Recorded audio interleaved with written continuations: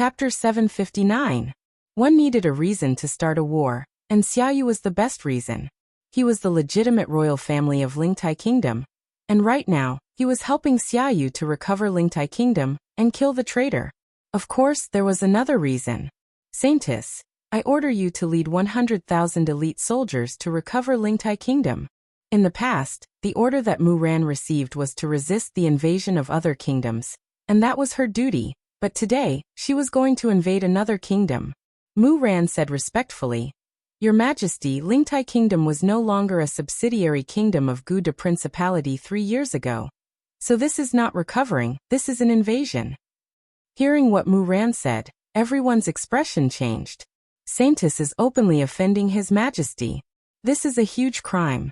Muangwa's face was also deathly pale. As expected, my daughter still said it.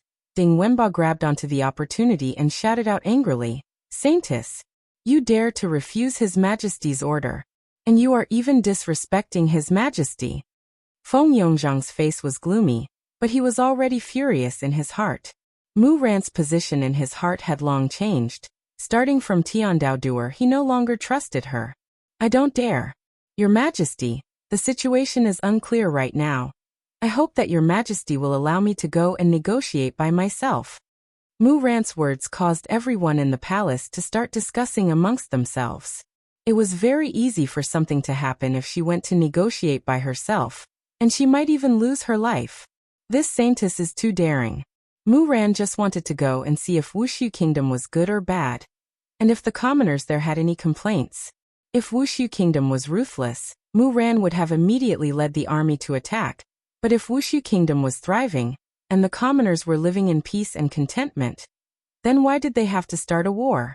After all, Guda Principality no longer cared about Lingtai Kingdom 3 years ago, and there was no need for them to interfere now. Xiaoyu, who was kneeling on the ground, cursed inwardly. His Majesty already said to let you lead the army, and you are actually disobeying the order, and want to go alone. Feng Yongzhang pondered for a while, then said faintly, Saintess, have you made up your mind? Your Majesty, I have made up my mind. I hope that Your Majesty will allow me to do so. Mu Ran knelt on the ground and said respectfully, All right. I will order you to negotiate with Wuxia Kingdom. Let's wait for the Saintess to come back, then we can discuss it. Feng Yongzhang's eyes were deep, as if he didn't want Mu Ran to come back. This was the best result. If I can't obtain Tiandao Duer, then no one else can. Long live Your Majesty. As Feng Yongzhang left, everyone looked at Mu Ran in a different light. If Mu Ran had agreed to lead the army to attack and return triumphantly, His Majesty would have been very pleased. However, she chose to offend His Majesty and go alone. That was a narrow escape from death. He really didn't know what this Saintess was thinking. Muangwa walked forward and helped his daughter up. Silly child. Why didn't you agree to His Majesty? Father, I thought you understood me. Mu Ran said softly. This caused Muangwa to pause. His expression changed a bit.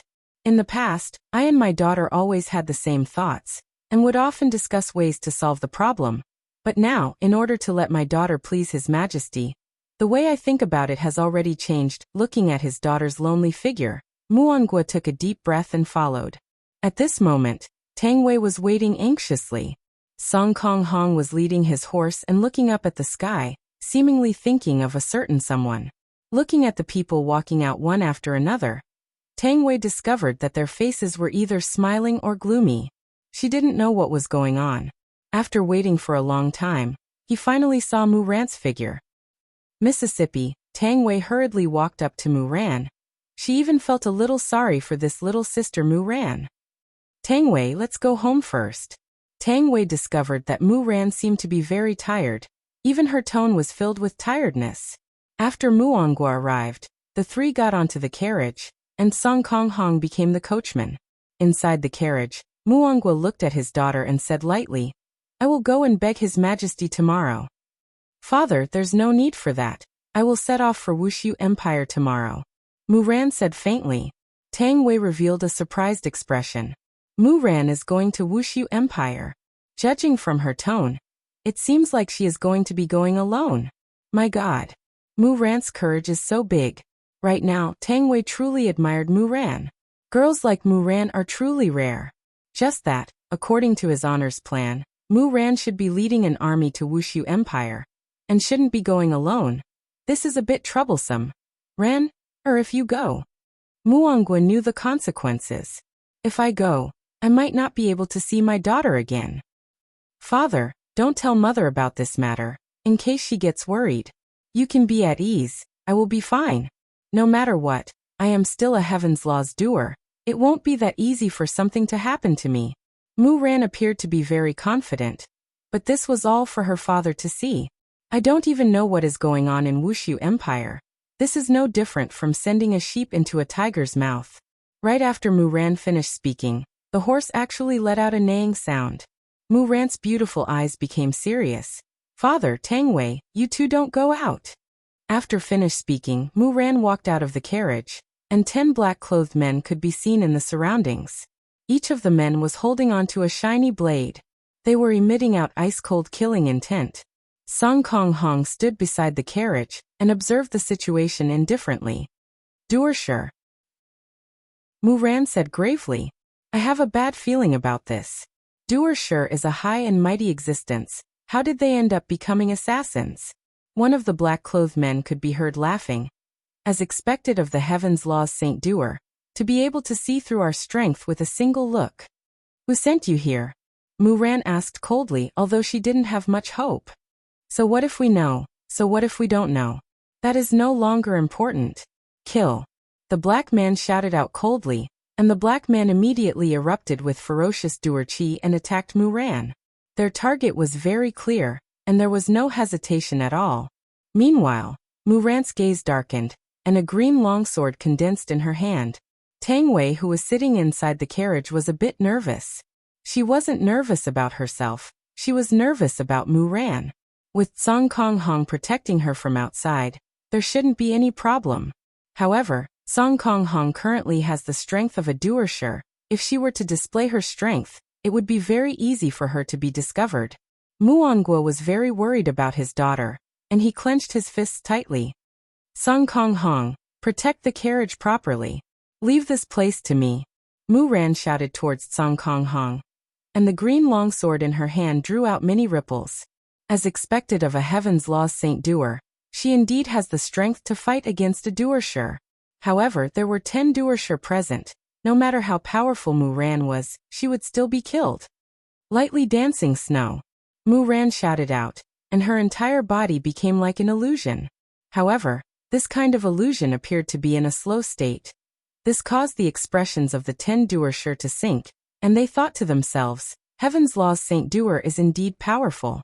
Their guess was right. Mu Ran, who was in a slow state, suddenly became faster, and the sword in her hand directly cut open the throat of a Duersher. Mu Ran's breathing was a bit hurried.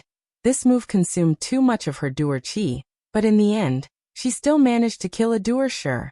Just when Mu Ran was relaxing, a killing intent suddenly came from behind her, and the moonlight shone on the blade, and silver light flickered. Chapter 760. However, at the same time, all of Mu Ran's escape routes were blocked by the 8 Battlemasters. Mu Ran could dodge this attack by force. But how was she going to dodge the other 8 attacks? These 10 people set up an inescapable net by sacrificing a Battlemaster.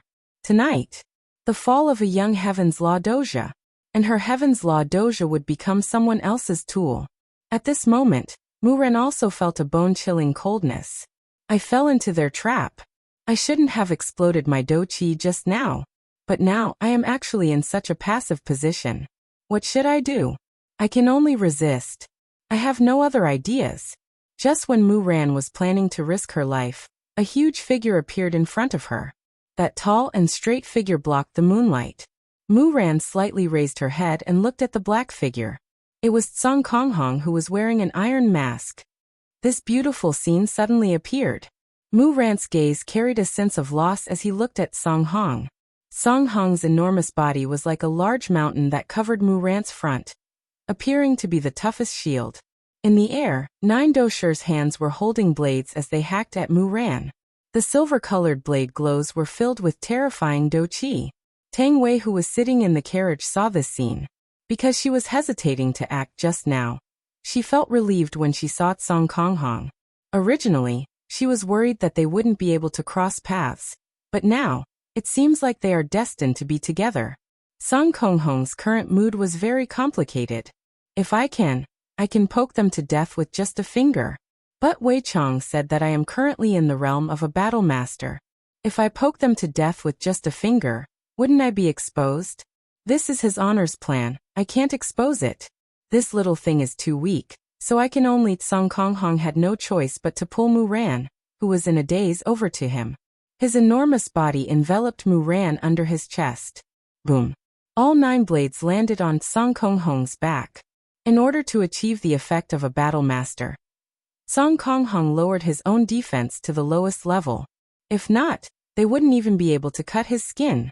Immediately, a wave of do qi swept out and spread out. The petite Mu Ran seemed to be able to feel the violent impact, and could even hear the sound of flesh being cut open. Mu Ran also knew that this wasn't the time to be touched. Her petite body immediately moved away from Song Konghong, and brandished the green longsword in her hand crazily. The 2 dumbfounded doshers were instantly killed. Why were they dumbfounded? Because they just witnessed an inconceivable scene. When the blade chopped the man's back, sparks actually appeared. Although it was only for a moment, it was still shocking. What was this person's skin made of? Under the full force attack of a dosher, sparks had actually appeared. Although his skin and flesh were still cut open in the end, the sparks were definitely not an illusion. Retreat. The leading dosher gave the order without hesitation. His intuition told him that this man was very terrifying, and the assassination attempt tonight could not continue. The remaining 7 doshers immediately disappeared into the dark night sky. Song Konghong also let out a breath of relief. According to the extent of my injuries, I shouldn't be able to stand up, so Blue Sky Red collapsed. Tang Wei also heaved a sigh of relief. Just now, if those people didn't leave, it would be a troublesome matter. I reckon that Uncle Wei will have to send some kind-hearted black-clothed men away. A series of footsteps came from afar, and the defense army finally appeared. Saintess, please forgive us. The leader shouted out while trembling with fear. Mu Ran knitted her brows and raised her hand. With her petite body, Mu Ran actually carried Blue Sky Red on her back. Blue Sky Red's back that was dripping with blood was a ghastly sight. After placing the unconscious Blue Sky Red on the horse, Mu Ran drove the carriage and quickly returned home.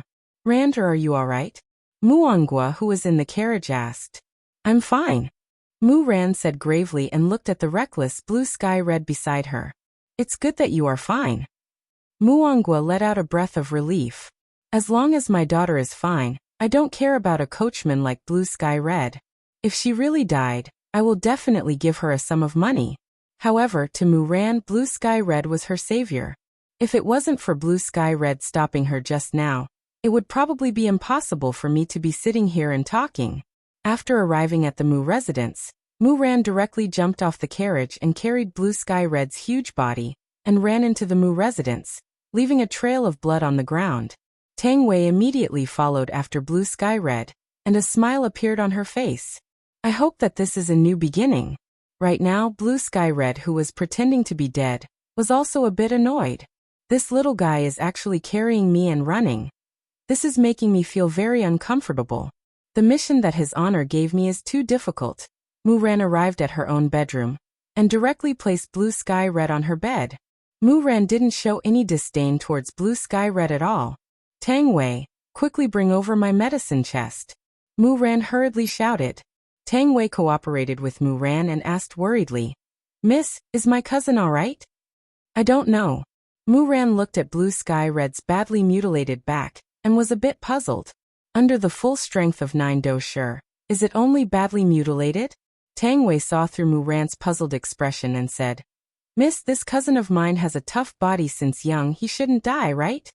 Don't worry, I will do my best. Mu Ran hurriedly smeared medicine on Blue Sky Red's back, and took out an exquisite bottle. Within the bottle, there was a pill. This pill was the life-saving pill that her master gave her. Mu Ran seemed to want to take off Blue Sky Red's mask, while Tang Wei shouted, Mississippi, I will feed him the medicine. Mu Ran said in a low voice, then took off Blue Sky Red's iron mask.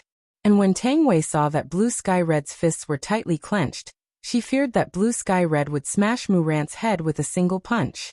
Speaking of which, Blue Sky Red was thinking this way in her heart. This woman actually dared to take off my iron mask without my permission. I really want to strangle her neck. And when Mu Ran saw Blue Sky Red's face, she went into a slight daze for a moment, then fed the pill that was in her hand into Blue Sky Red's mouth. Tang Wei, who was at the side, closely observed Mu Ran's expression. She discovered that Mu Ran was only slightly surprised for a moment, then her expression became normal, and Mu Ran's gaze was filled with concern. Rest assured, seems like this Mu Ran isn't someone who only cares about looks.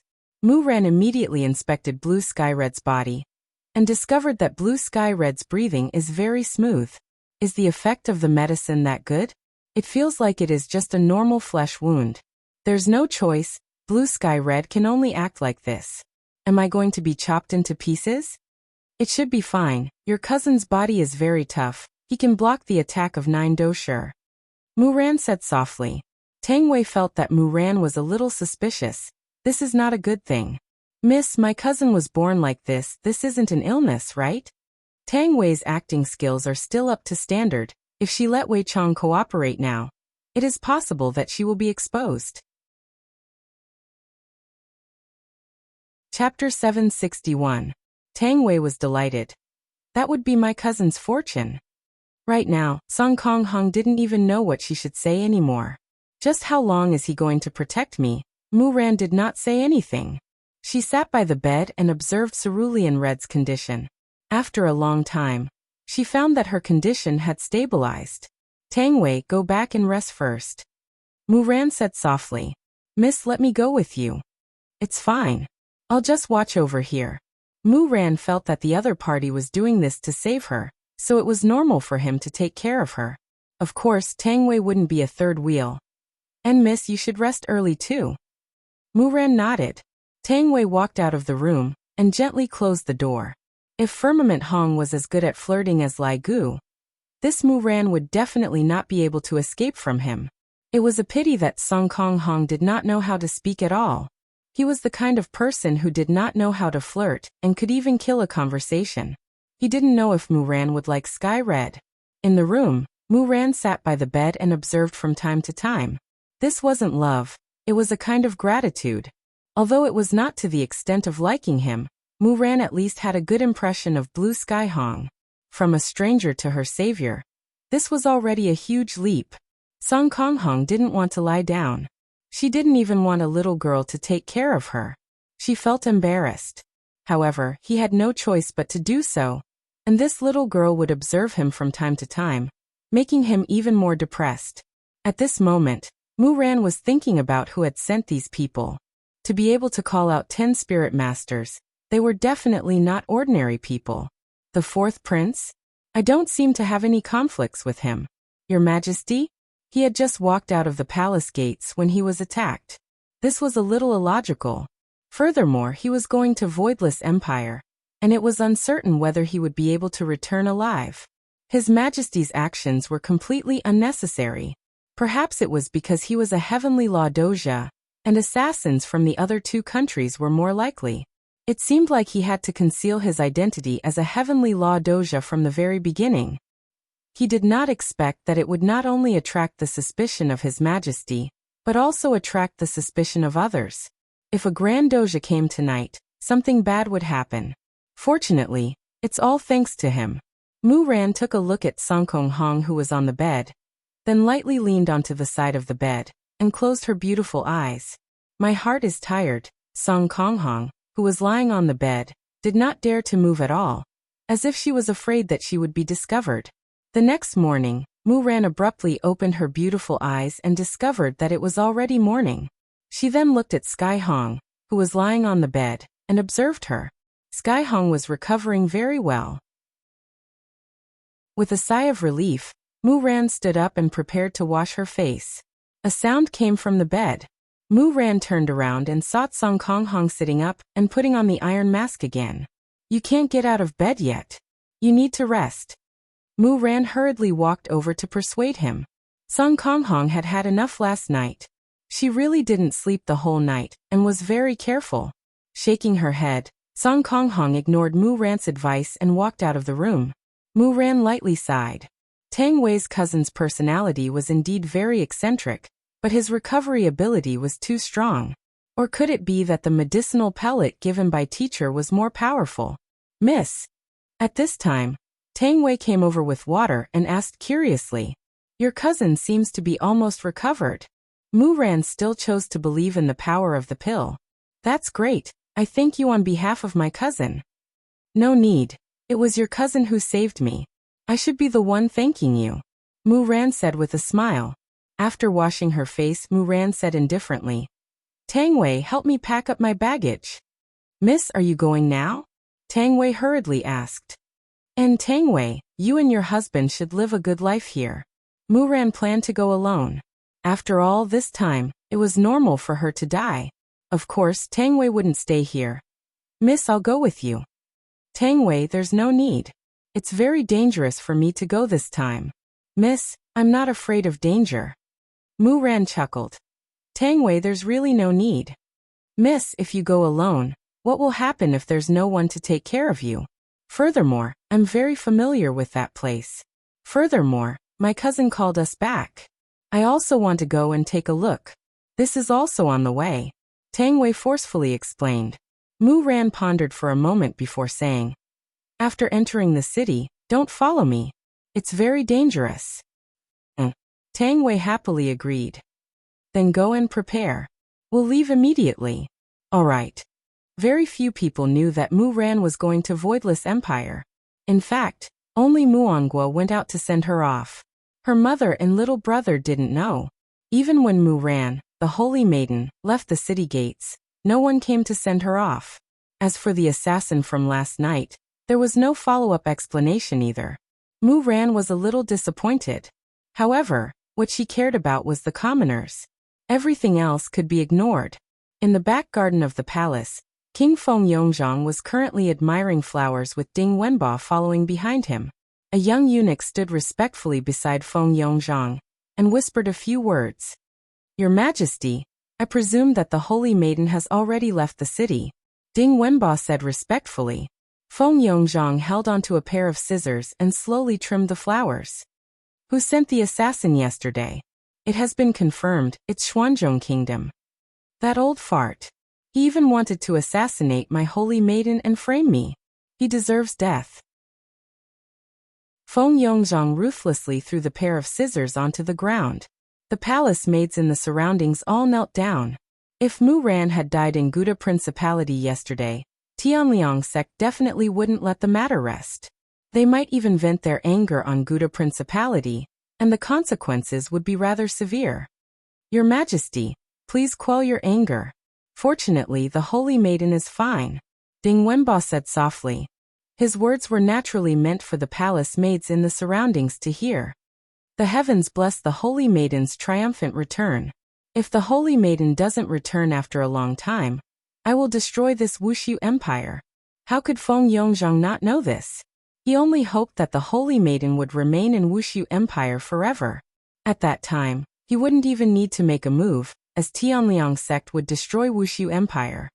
"Long live your Majesty," Ding Wenba shouted loudly. The palace maids in the surroundings also shouted in unison. Being in such a position, everyone had to wear a mask and act. On the other side, Wei Chang and Song Konghong sat outside the carriage, while Mu Ran and Tang Wei sat inside. The four of them headed towards Wuxia Empire. According to the speed of the carriage, they might need half a month's time to reach Wuxia Empire. Wei Chang also intentionally slowed down the speed of the carriage.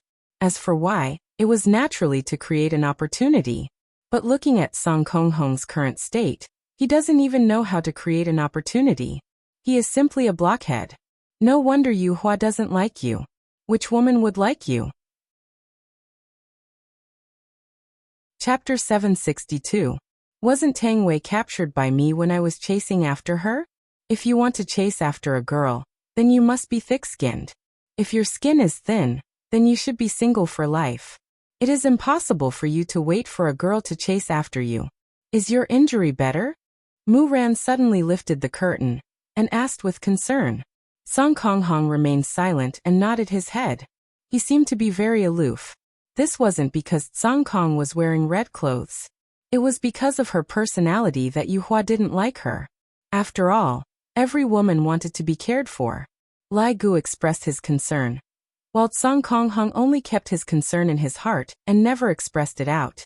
Mu Ran didn't ask any more questions and returned to the carriage. Wei Chong shouted, "Idiot! This Mu Ran looks pretty good. Although her strength is not that high, she is definitely a good girl. She is definitely a good match for a fool like you." Tang Wei, who was sitting in the carriage, was also crying out at how stupid Yu Hua was. When a girl takes the initiative to show concern for you, you should at least show some gratitude. No wonder Yu Hua doesn't like you, you deserve it. Mu Ran didn't show any signs of disappointment. She just sat there quietly, thinking about the problem. Seeing that Mu Ran did not have any disappointed reaction, Tang Wei was a little anxious.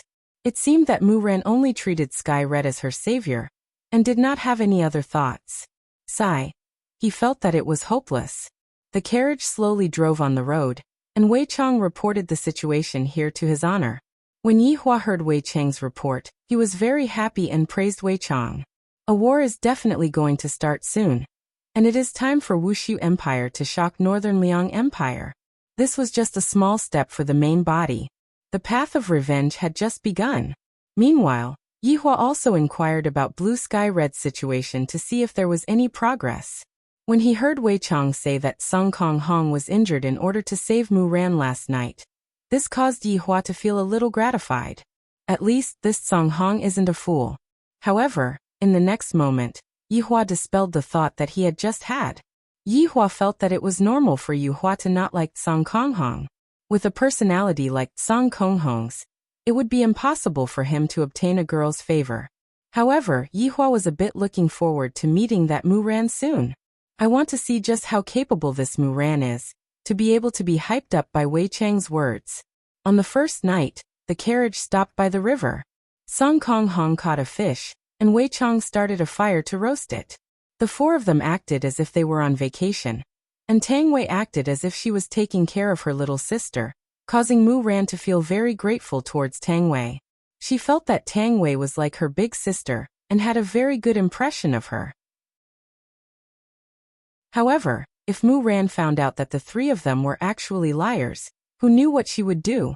In fact, all of the scams revolved around Mu Ran. The intelligent Mu Ran actually did not realize it. Perhaps it was because Tang Wei was too meticulous, causing Mu Ran to lower her guard. Of course, there was also Blue Sky Hong, who risked her life to save Mu Ran. Being deceived by the enemy could only be said to be a lesson, but being deceived by someone he trusted was a blow. Actually, it was a good thing that Song Kong Hong did not have any interaction with Mu Ran. Once he did, Mu Ran would discover that everything was fake, and that would be even worse. After eating the grilled fish, Wei Chong and Song Kong Hong stood guard outside. Right now, Mu Ran was an important target of protection, and nothing could happen to her. Mu Ran and Tang Wei are resting in the carriage. Tang Wei, let your cousin come into the carriage to rest. The wind outside is very strong, and with his injuries he cannot suffer from the cold. Mu Ran said concernedly. What a considerate girl. Tang Wei had an idea and said lightly, Miss, don't look at that cousin of mine just because he is a wooden person. In actuality, he cares a lot about his face. If I go and talk to him, it won't be effective. I will go and talk to him then. As expected, Mu Ran fell into Tang Wei's trap. Looking at Mu Ran getting off the carriage, Tang Wei didn't know if what she did was right or wrong. I wouldn't have harmed Mu Ran, right?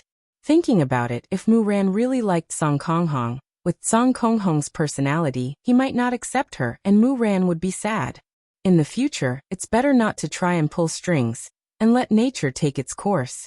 Let's see if they are fated to be together or not, and I can't force it. Song Kong Hong was sitting cross-legged on a big rock at the side, and seemed to be cultivating. Hearing the slight footsteps beside him, Song Kong Hong opened his eyes. Mu Ran looked at Song Kong Hong's enormous body and thought back to last night. This body enveloped me, and at that time, it seemed to be very safe. Song Kong Hong, the wind here is strong, you should go and rest in the carriage. Cold wind would howl during the night in northern Liang, and it was indeed rather cold. Furthermore, this was a plain, and the wind was even stronger. After hearing Mu Ran's words, Song Konghong shook his head and continued to close his eyes, seemingly not willing to pay attention to Mu Ran. Mu Ran felt that Song Konghong's behavior was normal.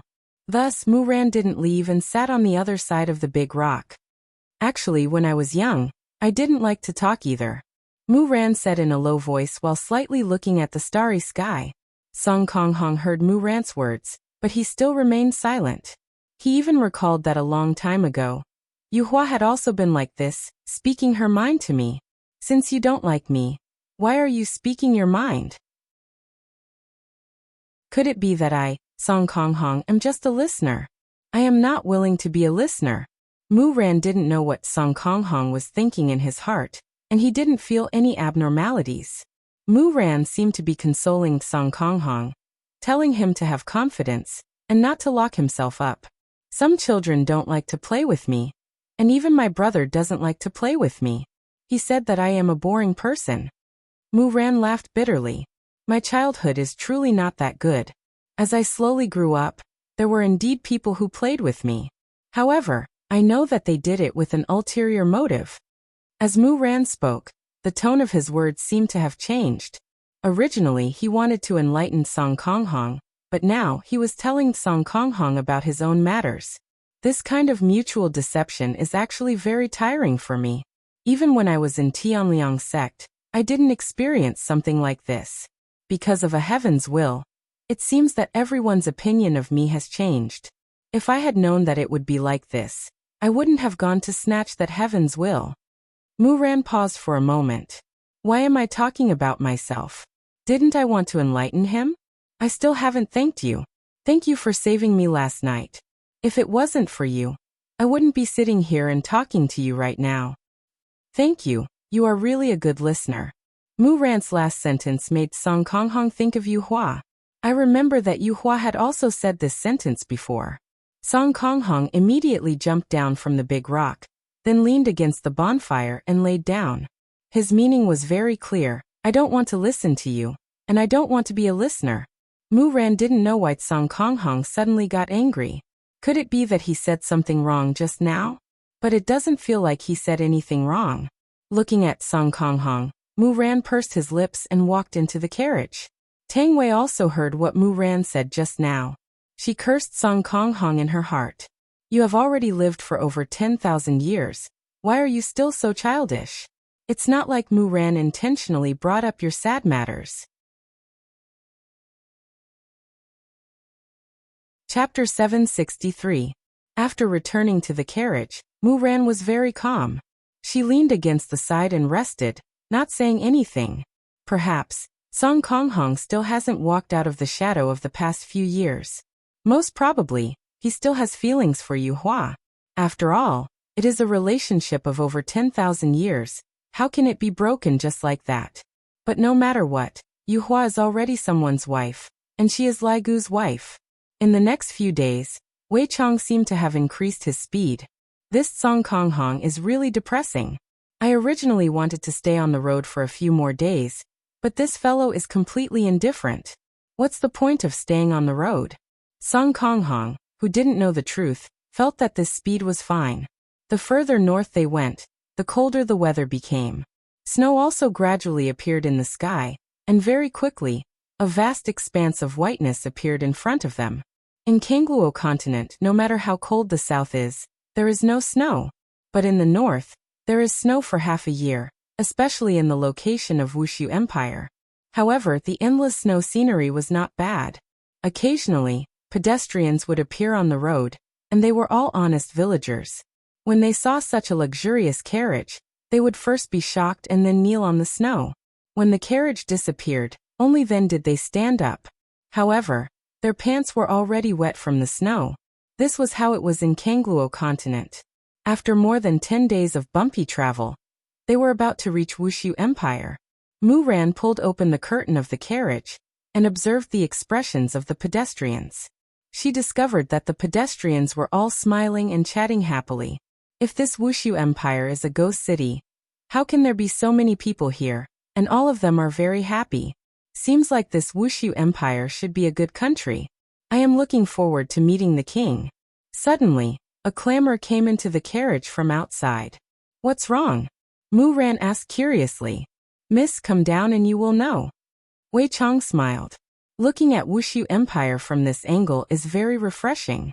Its grandeur is even greater than those countries in Heavenly God realm. Mu Ran walked out of the carriage with doubt. When she saw the scenery in front of her, she couldn't help but open her small mouth, appearing very shocked.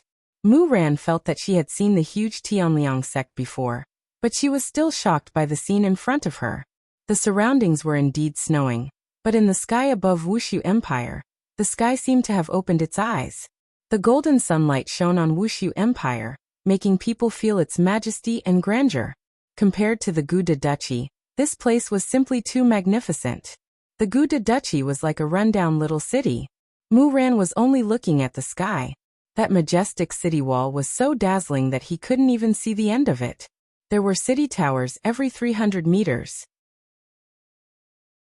Because he was standing quite far away, Mu Ran wasn't able to see how tall the city wall was. But from this height, he seemed to be able to see the Wuxia Empire's royal palace. Among all the buildings, only the imperial palace was the tallest. The majestic building showed its prestige.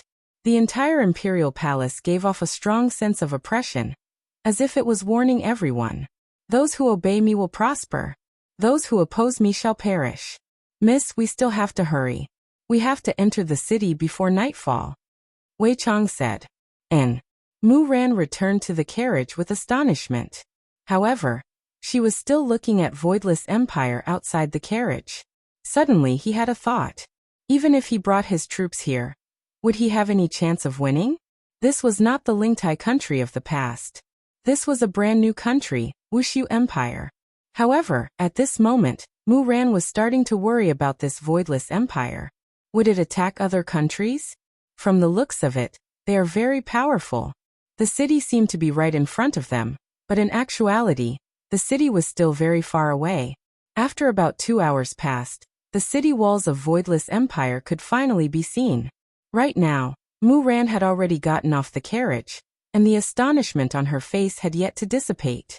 Just now, when she was looking at the city walls from afar, they seemed to be normal. However, only when she got closer to the city walls did she discover. The city walls were actually 300 meters tall, and the city walls felt as if they were going to rush into the clouds. Furthermore, when she looked to the right side, she couldn't even see the end of the city walls. Just how big is this Voidless Empire? Mu Ran even felt that the materials used to build the city walls were not ordinary. Furthermore, the city walls were faintly emitting out the smell of an imprint. Just that, the imprint was temporarily suppressed. If the imprint were to explode out, the imprint would be able to cause a lot of damage. If one were to encounter an invader and recklessly attack without understanding the situation, one would definitely suffer a huge loss. The golden city gates that were 100 meters tall caused Mu Ran to be dumbfounded.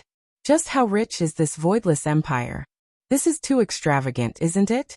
Even the city gates are made out of gold. There were also the words Voidless Empire, which gave off a strong feeling of might. Everyone could only look up to it, and red flags were hung on both sides of the city gates. Looking at the hearts on the flags, Mu Ran laughed lightly. Seems like the king here is a good person. This place has changed so much. Tang Wei, who was at the side, shouted out exaggeratedly. That's right.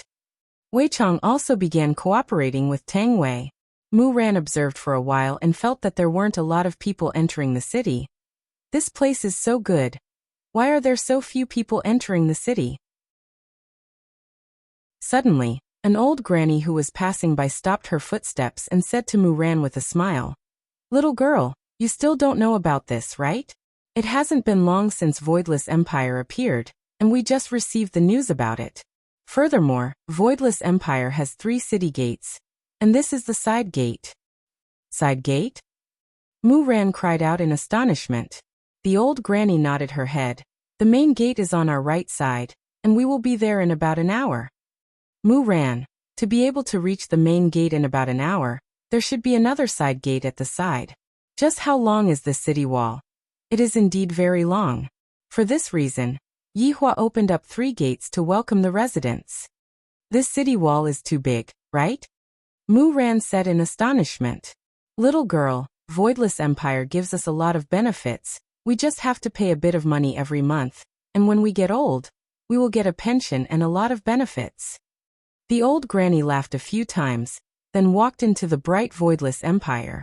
This was the first time Mu Ran heard of such a thing. Pay a bit of money and when we get old, we will be able to get a pension. This is very novel. The 4 walked to the bottom of the city wall, and Mu Ran sized up the guards on both sides of the city wall. Whether a country's military strength was strong or not, one could look at the guards. However, these 2 rows of white armored warriors gave Mu Ran a very strong feeling. That tall and straight figure of the white armored warriors was not moving at all. That pair of tiger eyes were staring straight ahead. And even all of the white armored warriors were breathing at the same time. However, no matter what, from these white armored warriors, it could be seen that this Voidless Empire is very powerful. It has even surpassed Gouda Principality. Without any obstructions, the 4 walked into the city. However, they were still obstructed at the entrance. It wasn't really obstructed. It was just that they had to fill in some documents today. Brett was here to take over the shift, and he could already see Wei Chong and the others from far away. And he even saw Mu Ran.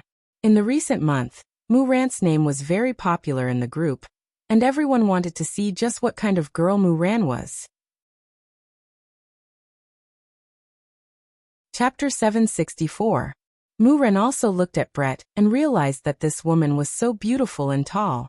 It was a pity that her body was a bit petite. She really envied these girls with good figures. Miss, what is the meaning of this? Mu Ran looked at the information on the table. Brett was also bored at home, so he replaced Guan Yanxin today. This is the information that every person who enters the city has to fill in. This information will be added to the spirit tablet, and it will be used as a symbol of one's identity. Staying in an inn, doing business, renting a place to stay, giving birth to a child, all of these will depend on this spirit tablet to become a legal citizen of Voidless Empire. Hearing Brett's explanation, Mu Ran's eyes lit up. How did they think of such a method? When I meet the king later, I must learn some knowledge and apply it to my own country. Thank you, I got it. Mu Ran said softly and began to write down the information. Wei Chong and the others also pretended to write something. Mu Ran took the new spirit tablet and said to Tang Wei, who was beside her, "This is really a magical place. Tang Wei, you can live here peacefully in the future." "Miss, don't you like this place?" Tang Wei asked curiously. Mu Ran looked at the street in front of her. It was clean and there were trees planted on both sides. Under the contrast of the green leaves, the whole city revealed a new kind of life. Mu Ran had never seen a city with such a spacious street before. The ground was spotless, and there were even cleaners and patrolling soldiers. The faces of the commoners were brimming with happiness. Although the city was still rather cold and cheerless, Mu Ran felt that if news of a place like Wuxia Empire were to spread out, the entire city would be filled with countless people. This place will definitely be filled to the brim. This is going to be a great country. The scale of this country will surpass the other 3 countries. But at this moment, Mu Ran was worried. The rise of Voidless Empire would definitely cause the other 3 empires to become envious, and they might even join forces to attack this place. At that time, there would be no lack of bloodshed. Mu Ran dared to guarantee that those kings would definitely do such a thing. "Tang Wei, you guys find a place to stay first, I will go and have an audience with him," Mu Ran said softly. Tang Wei said worriedly, "How can we do that? We are already here. We must follow Miss." "Tang Wei, we had an agreement," Mu Ran said in a low voice. "I don't care if something happens to Miss, I don't want to live anymore." When Wei Chong heard his wife's words, he blushed with shame. "Your acting is a little too exaggerated." Mu Ran was also touched. She had only been together with Tang Wei for a month, but she could deeply feel Tang Wei's care. "Tang Wei, thank you, but I still hope that you and Wei Chong can live a good life. Don't follow me and take risks." "Miss, without you, Uncle Wei and I wouldn't even be able to enter the city. We can't repay such a great kindness. Miss, we will always be by your side." Why does Wei Chong feel that his wife doesn't seem to be acting anymore? She seems to have gotten into character a bit. Tang Wei was indeed a little immersed in her role, and treated Mu Ran as her younger sister. Mu Ran also had a headache. Tang Wei's persistence made Mu Ran feel happy, but also melancholy. Tang Wei, Wei Chong, Song Hong, thank you. Mu Ran bowed to the three of them. Along the way, he could clearly feel the care they had shown him. Wei Chong had a good impression of the kind Mu Ran, so he smiled. Song Kong Hong appeared very normal and did not say anything. Mu Ran was already used to Song Kong Hong's personality and did not say anything. The four of them walked towards the distant imperial palace. Even if they were standing at the same spot, they would still be able to see the tall tower on top of the imperial palace. Under the illumination of the setting sun, the tall tower revealed a sense of solemnity. Mu Ran was clearly right in front of them. Yet they walked all the way until night fell. Once again, Mu Ran felt that the number of people in Wuxia Empire was very small. Right now, Wuxia Empire was completely relying on Mu Ran to gain popularity. After walking to the outside of the walls of the imperial palace, Mu Ran exclaimed in admiration. This should be a city within a city, right? I feel that just a single imperial palace of Wuxia Empire is already as big as Gouda Principality.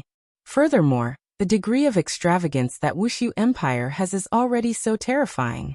Finally, they walked to the entrance of the imperial palace, and Mu Ran's breathing became a bit hurried. Because the entire imperial palace was emitting out a strange aura, causing one's heart to feel heavy, and one didn't dare to look up and could only lower one's head. On both sides of the imperial palace stood a row of black armored warriors. The aura that these black armored warriors were emitting out made Mu Ran feel even heavier. Furthermore, their faces could not be seen clearly at all, which added a sense of mystery to them. Mu Ran walked to the center of the imperial palace and shouted out respectfully, I am the Holy Maiden of Gouda Principality. I have something to ask of Wuxia Empire's king. The two rows of black armored warriors did not have any reaction, and just stood there quietly. Even if it was like this, Mu Ran did not dare to take another step forward. I feel that if I were to take another step forward, these black armored warriors would immediately pull out their swords. After waiting for a long time, Mu Ran shouted out again, Gouda Principality's Holy Maiden, requests to see the king. The golden gate of the imperial palace could be heard finally opening. The person who appeared was Zishan. Looking at the woman who was not far away, Mu Ran's beautiful eyes flashed past. Could this be the king's concubine? So beautiful. She is just as beautiful as the one I saw at the entrance just now, but that kind of beauty is different. Our emperor is already resting. If you have something to say, come back tomorrow morning. Zishan shouted out lightly, then walked back to the imperial palace. Mu Ran was slightly surprised. This woman doesn't seem to be the king's concubine. My God. Such a beautiful woman is actually not the king's concubine. This is truly inconceivable. In Mu Ran's heart, such a beautiful woman would definitely be forcefully occupied by the king. Let's go and find an inn to rest first. Mu Ran said lightly. It is already so late. Indeed, we shouldn't have come to meet the king. However, I am truly curious, and thus, I want to see just what the king looks like as soon as possible. Tang Wei nodded her head, and the four of them went to find an inn to rest. In the imperial palace, Yihua was sitting in his bedroom, and Dong Huang Baiji was standing behind Yihua. Dong Huang Baiji's delicate hands were lightly pressing onto her husband's shoulders, while Qingya was sitting at the side and peeling an orange. Yihua, didn't you want to meet this Mu Ran a lot recently? Why is it that now that she is here, why aren't you letting her in? Qingya peeled an orange and sent it to Yihua's mouth. Right now, Yihua was already used to being served like this by his wives. This is how a wife should be. I should have done this long ago. Yihua lightly chewed on the orange, then said, This Mu Ran is still a thorn right now. She needs to be polished properly. Others are serving the motherland, and yet you said that she is a thorn. Qingya pinched onto her husband's cheeks petulantly, and Yihua immediately turned his head around and lightly bit onto Qingya's slender fingers. This caused Qingya's heart to jump. Even though we are already an old married couple, we are still unable to endure Yihua's teasing. Every time, Yihua's teasing would cause my heart to palpitate and my face to turn red. What a bad fellow. Chapter 765. Yihua slightly sucked on Qingya's finger, then said with a smile, "Think of a good show tomorrow and test this Muran. A girl risked her life to come here, yet you are bullying her," Donghuang Baiji said with a smile. Yihua's gaze became serious, and he said in a low voice, "Since you risked your life to come here, then you should be prepared to die at any moment. Don't Qingya and Donghuang Baiji know about Yihua's personality? They are thinking of ways to test Muran and see if she can join the group." Yihua felt that right now, the number of people in the team was more or less enough. Thus, if anyone wanted to join the team, they would have to be the elites among the elites. There are still 2 idiots who are staying outside, and I have no idea what is going on with them. Perhaps, they might be able to bring me a bit of a surprise. All right, let's go back and rest. After being bored for so many days, there is finally something going on. Yihua stood up, then pulled Qingya into his embrace, then pulled Donghuang Baiji into his embrace as well. It was obvious that he was preparing to roam free. Qingya and Donghuang Baiji were already used to it, and thus, they continued to let Yihua do whatever he wanted. "Yihua, do you know what you look like right now?" Donghuang Baiji said with a smile. Yihua hugged onto his wife and asked curiously, "What does it look like?" Qingya said sweetly, "Tyrant." Yihua went into a slight daze, then laughed out loud. "All right, I like this title." Qingya. Donghuang Baiji. The arrival of Gu de Principality's Saintess to Wuxia Empire had caused quite a bit of a commotion. After all, Wuxia Empire was also a vassal state of Gu de Principality in the past, and the reason why the Saintess came to Wuxia Empire was most likely also because of this matter. However, seeing such a powerful voidless empire, all of the citizens seemed to believe that voidless empire would be invincible. The next morning, Muran woke up very early, because she planned to go to the imperial palace by herself. After all, this was a very dangerous matter. However, just as she arrived at the inn, Muran saw the 3 of them. "Miss, where are you planning to go so early in the morning?" Tang Wei curiously asked with a smile. Looking at the 3 people in front of her, Muran's eyes were a little red. She smiled and said, "Sister Tang." After Tang Wei heard that, she became a bit absent-minded. Soon after, she smiled and said, "Miss." However, Muran didn't know how powerful this sister was. "If I acknowledge Tang Wei as my big sister, then Wei Chong will be my brother-in-law." What is Wei Chong? One of the 7 deadly sins, a direct subordinate of an honorable supreme. That was truly a position that was beneath only one and above all others. Thus, Muran's unintentional actions seemed to be a direct ticket to the team. But that might not be the case. Because my current identity is all fake. Everyone was lying to Muran. Muran looked at Song Kong Hong again and sighed softly. The 4 of them arrived at the palace gate again. This time, before Muran could say anything, the gates of the imperial palace had already opened. It's just that today, its sole separation, it was another beautiful woman. This caused Muran to be a bit confused. There are so many beautiful women in the imperial palace. If she isn't the emperor's, then who could she be? Just how beautiful is the empress? Muran is truly too curious. Please follow me. Li Hun said lightly. He also saw the legendary Muran, and he gave off a feeling of closeness. Thank you, Muran said softly. Last night, Zishan had also rushed out to take a look at Muran. Everyone was very curious about what kind of girl Muran was. Walking into the imperial palace, Muran felt a sense of oppression. And as she walked deeper into the imperial palace, the sense of oppression became even stronger. Breathing became difficult, and even walking became difficult. Ordinary people wouldn't be able to feel it, but as a Heaven's Law's doer, Muran was able to feel the terrifying aura. Just who is the emperor of this place?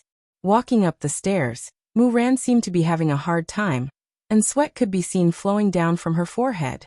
Li Hun, who was walking at the front, seemed to be very relaxed. And this made Muran feel that it was inconceivable. Just how strong is this girl? I, a Heaven's Law's doer, am having such a hard time. And yet, she is actually able to walk so easily. Tang Wei and Wei Chong were ordinary people, so there was no problem with their performance. However, Song Kong Hong was about to show off her acting skills. Learning from Muran's way of walking, it felt very weird.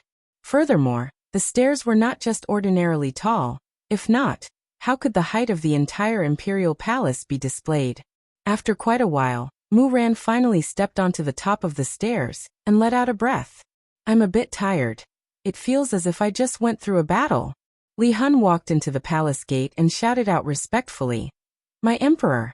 Guda Principality's holy maiden has arrived. Let her in." Mu Ran heard a deep and steady voice coming out from the palace gate. Judging from the voice, it should be a man. In Mu Ran's heart, she thought that the emperor was an old man, and didn't expect that the emperor was a young man. "My emperor invites you in." Li Hun looked at Mu Ran and shouted out faintly. Mu Ran nodded her head respectfully, then slightly lowered her head and walked into the palace gate. Tang Wei and the others followed closely behind Mu Ran. Just after walking into the palace gate, Mu Ran felt that the panic in her heart was magnified infinitely, and her body couldn't help but tremble. Looking at the stone bricks beneath her feet, she felt that it was very weird. Mu Ran, who was walking forward with her head lowered, did not look at the two sides, and also did not look at Yi Hua, who was sitting on the throne. "Guda Principality's holy maiden greets your majesty. Long live your majesty." Mu Ran shouted out respectfully. However, Mu Ran only bowed down, while Tang Wei and the others who were behind her were all kneeling down. "Audacious! Why are you still not paying your respects to our emperor?"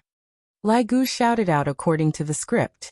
The current situation was very interesting. The Supreme Overlord brought along a group of subordinates and lied to a little girl. However, this smart little girl didn't know that everyone was just acting. Hearing Lai Gu's words, Mu Ran suddenly calmed down. "Paying my respects to the emperor is the etiquette of a subject. I am the Guda Principality's holy maiden, and the person I pay my respects to is only the Guda Principality's king." "Impudent!" Luo Ho shouted out coldly and immediately released a wave of pressure. Mu Ran immediately felt that the pressure on her back was very heavy, and her legs were unconsciously pressed down onto the ground.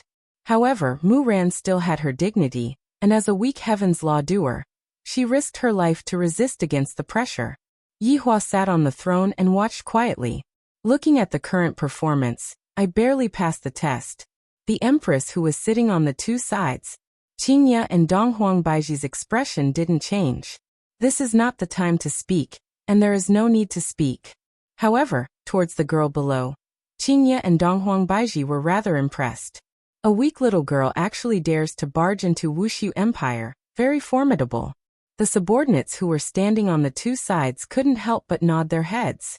Although the girl is a bit weak, her character is tough enough. Luo Ho immediately increased the pressure on Mu Ran, and Mu Ran's legs were no longer able to withstand the pressure. "This pressure feels as if it is being released by my master, and my master is a powerful king." A clear and melodious voice resounded throughout the hall, and holy maiden Mu Ran finally knelt in front of Yi Hua. Mu Ran clenched her fists tightly. However, facing such a powerful person, there was nothing she could do. Chapter 766. All of the subordinates were slightly startled. As expected of a girl with character, to actually dare to rebuke his honor, her guts are not ordinary. "What? Do you have a problem with me?" Yi Hua placed both of his hands on the dragon claws and asked lightly.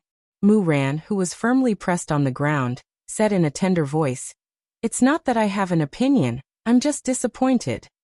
Yi Hua, Qingya and Donghuang Baiji were almost unable to hold back their laughter. "Who asked you to act cool in front of others? Look at what happened now. You are now unable to get out of this embarrassing situation." The group of subordinates remained silent. This seemed to have deviated from the script. They didn't expect Mu Ran to actually dare to say it. "Raise your head." Yi Hua waved his hand, and had Luo Ho release the pressure that he was exerting on Mu Ran. Mu Ran, who was kneeling on the ground, felt her whole body relax, but she still maintained her posture, as if she was very stubborn. "This emperor wants you to raise your head. Didn't you hear me?" Yi Hua said gravely. "This Mu Ran indeed has a personality. She is actually not afraid of me at all. If it was someone else, they would have long been scared to the point that they peed their pants." This time Mu Ran did not resist. She slowly raised her head and saw the curious emperor. The first impression that Yi Hua gave Mu Ran was evil qi. This man's appearance was indescribably stunning. His face seemed to be the product of meticulous sculpting. His handsomeness contained a unique beauty, and he was very young. This was different from the emperor he had imagined. And he also saw the empress. Although Mu Ran didn't know who was the queen, she felt that they were the most beautiful women she had ever seen. Their beauty couldn't be described with words. She felt that such perfect women shouldn't exist. When the three of them sat on top, they were simply too compatible. Furthermore, Mu Ran was also sizing up both sides with the corner of her eyes. There aren't any officials around. He also saw the three girls in the group. One of them was the one he saw at the city gate yesterday, the other one was last night, and the last one was the one who had just brought him in. Although they were also very beautiful, compared to the two women on the stage, they were still slightly inferior. Furthermore, there were actually two children in this group of people. The ones Mu Ran saw should be Yi Zizi and Kai Yun. Their bodies were no different from children. There were even green and red, and scarecrows. And the undead. There were also many beautiful women. Just what kind of country is this? There are no officials. There are only this kind of people. So strange. Tell me, which part of you are disappointed in me? Yi Hua asked again. Mu Ran let out a small sigh of relief. When I entered the city, the emperor admired you very much. Your system made this place very perfect. I thought that the emperor here should be a wise ruler. From your tone, it seems like I am not a wise ruler. Yi Hua asked back. Yes, perhaps you are a tyrant. All of Mu Ran's subordinates sucked in a mouthful of cold air. This Mu Ran's guts can cover the sky. He actually said that his honor is a tyrant. Qingye and Donghuang Baiji were a bit astonished. Just yesterday night, I said that Yi Hua is a tyrant, and I didn't expect that this Mu Ran would be able to see through Yi Hua's true nature with just a single look. At this moment, Yi Hua laughed. This Mu Ran, you have quite a good eye. To other emperors, they might be very angry that others said that. After all, tyrant was a derogatory term, but Yi Hua felt that this was a compliment to him. Because what she said was very right. I was a tyrant from the very beginning. I never wanted to be a wise ruler. This Mu Ran was just like what Wei Chong said, courageous and smart. Your name is Mu Ran? Yi Hua asked faintly. Yes. Mu Ran replied, neither servile nor overbearing. Do you know that you have already committed a crime punishable by death? I know. Then why are you still saying it? I am just saying what I think. Mu Ran said lightly, seemingly unable to hear the waves that were surging in her heart. Yi Hua laughed lightly, then his expression suddenly changed as he shouted out. Men! Two black-armored soldiers could be seen walking in from the door, then kneeled on the ground and shouted out respectfully, My emperor! Drag them out and behead them. Yi Hua waved his hand and said lightly. All of Yi Hua's subordinates were startled. This is already a serious deviation from the script. There is no such thing as this. Even Qingye and Donghuang Baiji looked at Yi Hua confusedly, seemingly saying, after waiting for so long, you are going to behead them? Yes. The black-armored soldiers would definitely listen to Yi Hua. Meanwhile, Mu Ran, who was kneeling on the ground, still appeared very calm, seemingly as if she had long expected that this would happen. The two black-armored soldiers arrived at Mu Ran, who was kneeling on the ground, and propped her up. Your Majesty, my family's young miss didn't mean to offend you. Your Majesty, please forgive her. Tang Wei hurriedly pleaded, thinking that this might be a part of his honor's performance. Yi Hua said faintly, behead them as well. After hearing what Yi Hua said, Mu Ran finally had a reaction as she shouted out emotionally, Your Majesty, this matter was caused by me. It has nothing to do with them. What's the point of you pleading for them? What qualifications do you have to plead with me, Gouda Principality's holy maiden?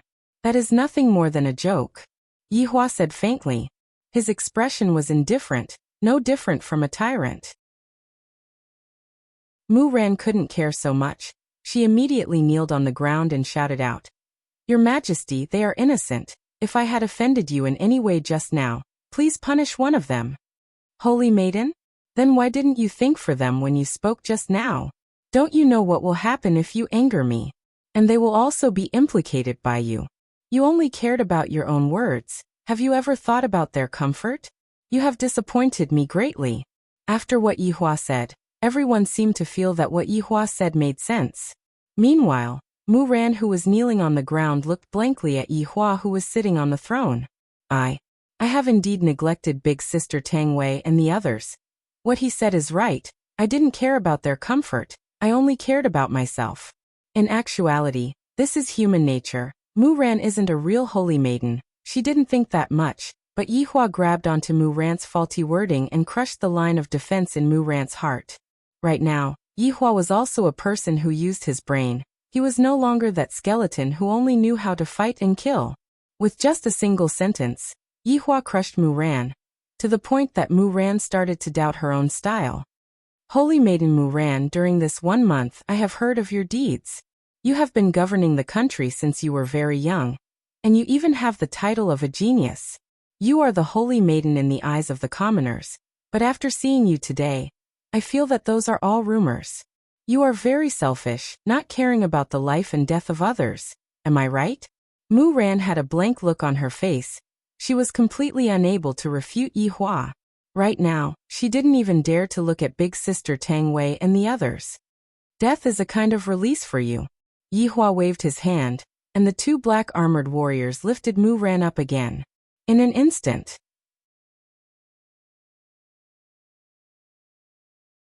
Chapter 767. Mu Ran, who was at a loss, once again looked towards Song Konghong. It seems that every time I am in a life or death situation, Song Konghong would always protect me without any hesitation. Even if I did something wrong just now, Song Konghong would still do so. Mississippi, right at this moment, Tang Wei also came over and held on to Mu Ran. Meanwhile, Wei Chong, who was at the side of Tang Wei, didn't understand what kind of script His Honor was playing. A sadomasochism script, a damsel in distress script, or a life and death script. Mu Ran absent-mindedly looked at Tang Wei, and suddenly felt very wronged. Just now, I didn't mean it that way. I'm sorry, Sister Tang. Mu Ran, who had always been strong, was actually feeling wronged to the point of crying. Mu Ran was crying because she was wronged by Yihua. Of course, there was also their understanding. At this kind of moment, Yihua didn't blame Mu Ran, and was still protecting Mu Ran. Especially Blue Sky Red. Miss, don't you think we don't know your personality? It's hard for people to not make mistakes. Tang Wei carefully guided.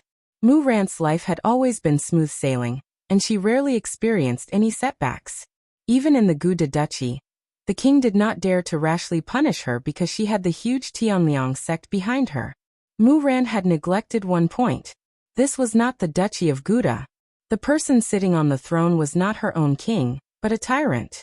If he wanted to kill someone, it would not be because he had a powerful backer. Even if the heavens were to back him up, this emperor would kill him without a second word. Song Konghong had no choice but to carry out His Honor's secret mission, which was to protect Mu Ran. This Mu Ran was about to be chopped. Could it be that he still wouldn't step forward? In fact, Song Konghong was also wondering if he should continue with the secret mission. When Mu Ran was lifted for the second time, Song Konghong decided to continue with the mission. Lai Gu, who was standing at the side, seemed to have understood His Honor's intention. It wasn't just Lai Gu who understood His Honor's intention.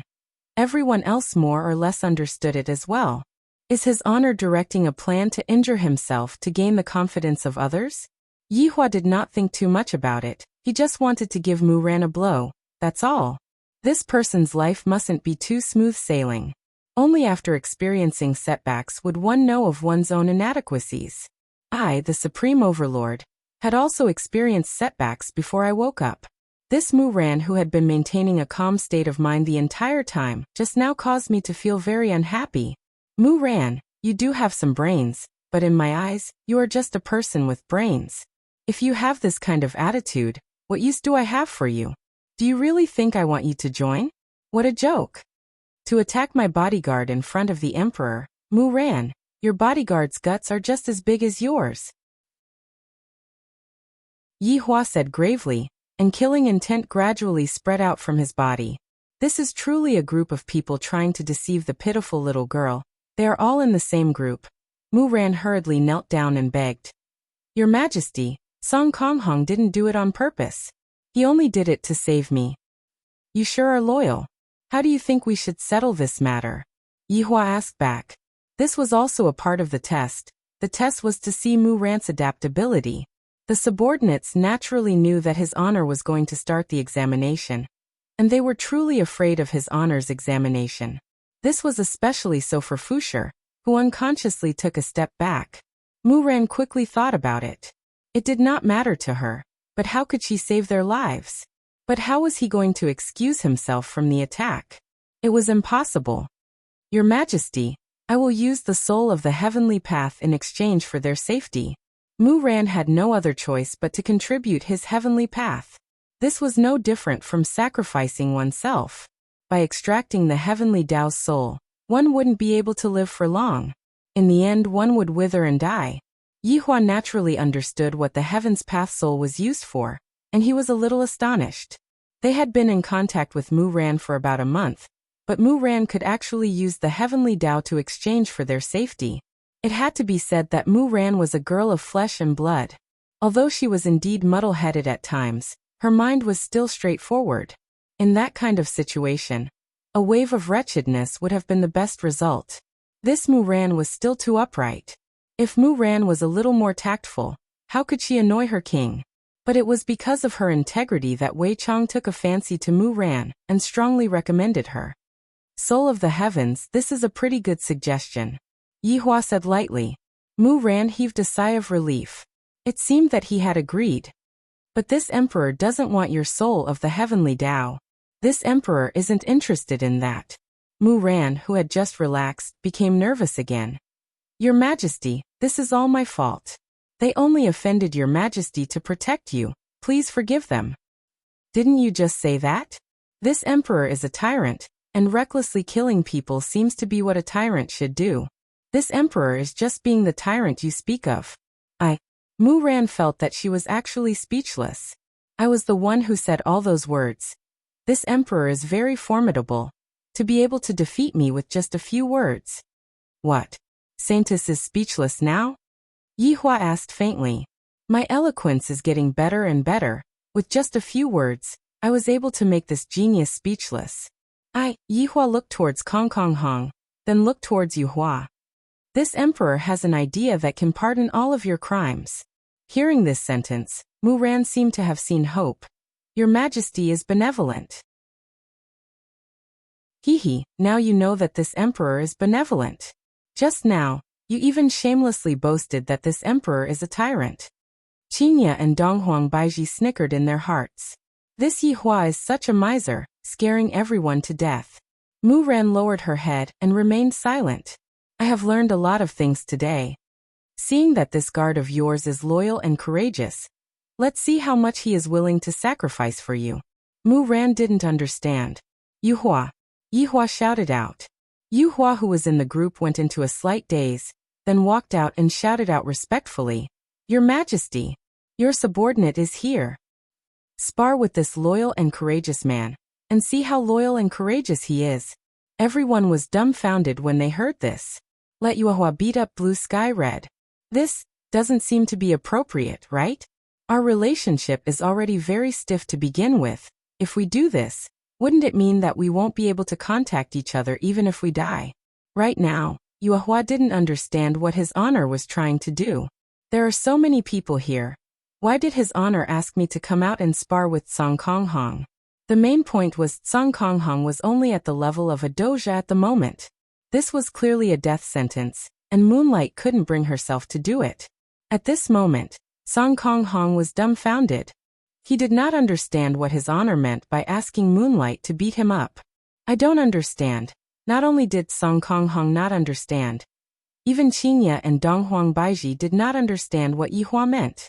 In actuality, Yihua was trying to free the two of them from this stalemate.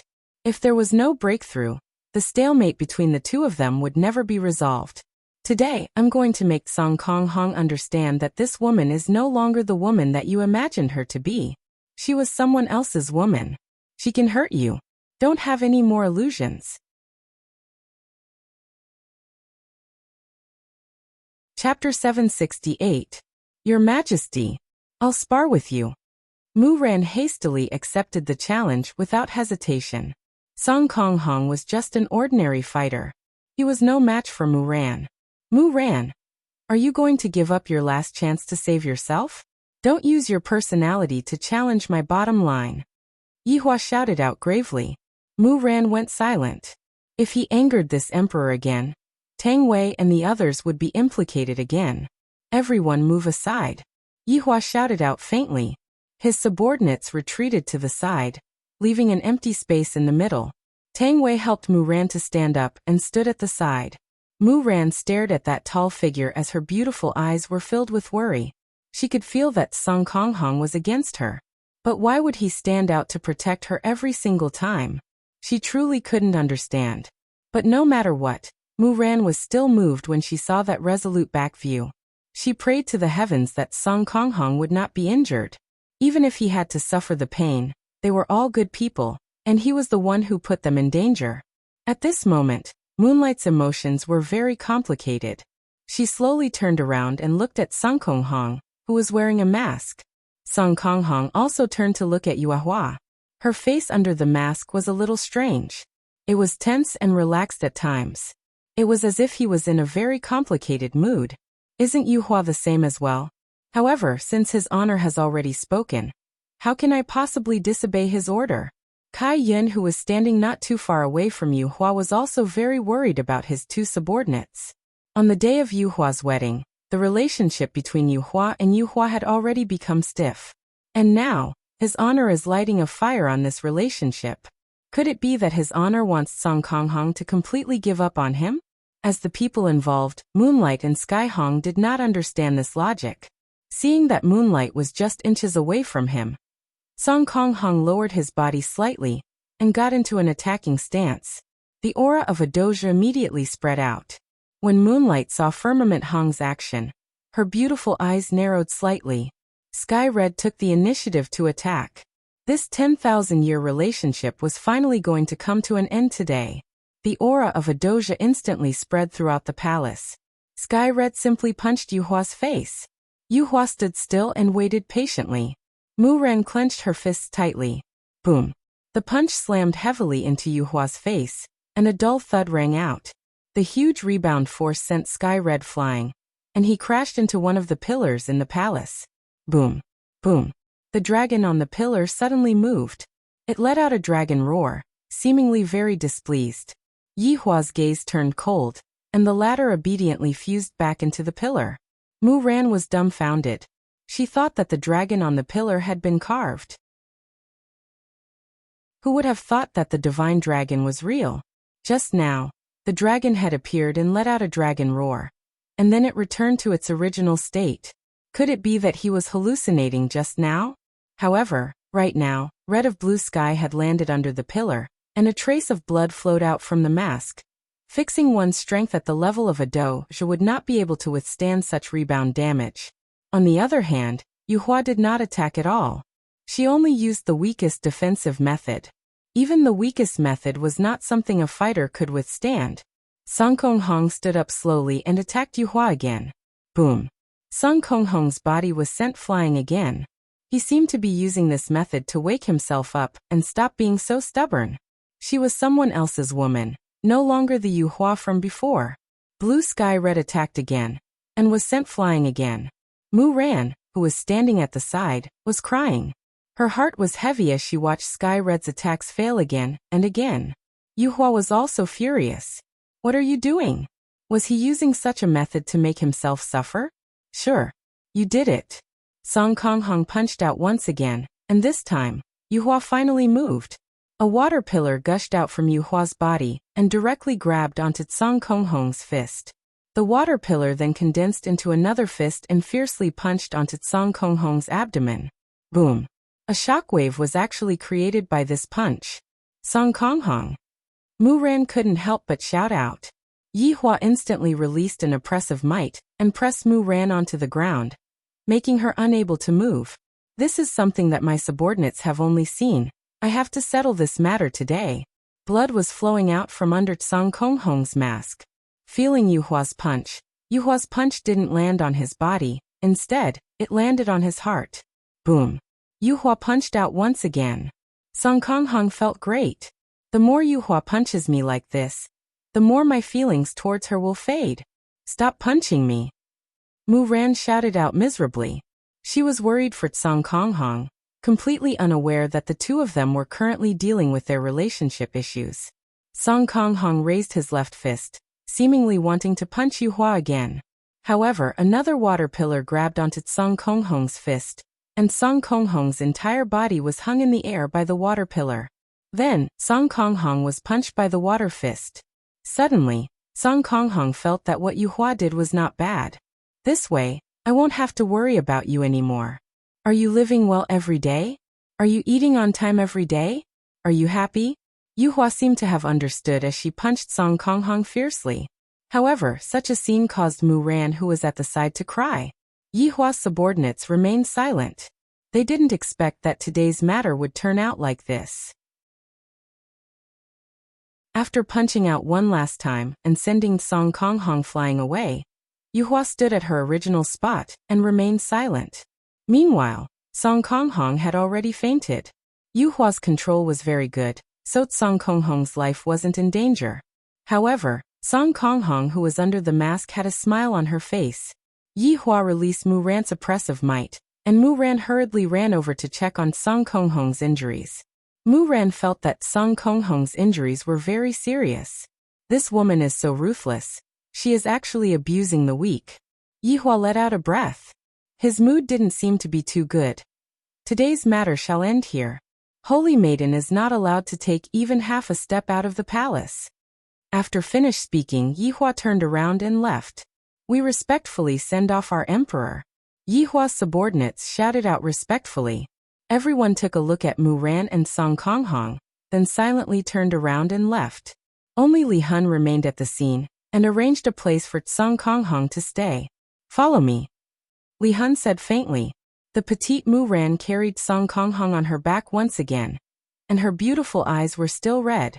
When Li Hun saw that Mu Ran actually cared so much for Song Konghong, he was a bit surprised.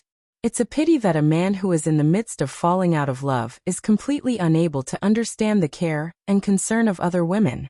However, after this incident, Song Konghong should have already given up on Yuhua. The palace was very big.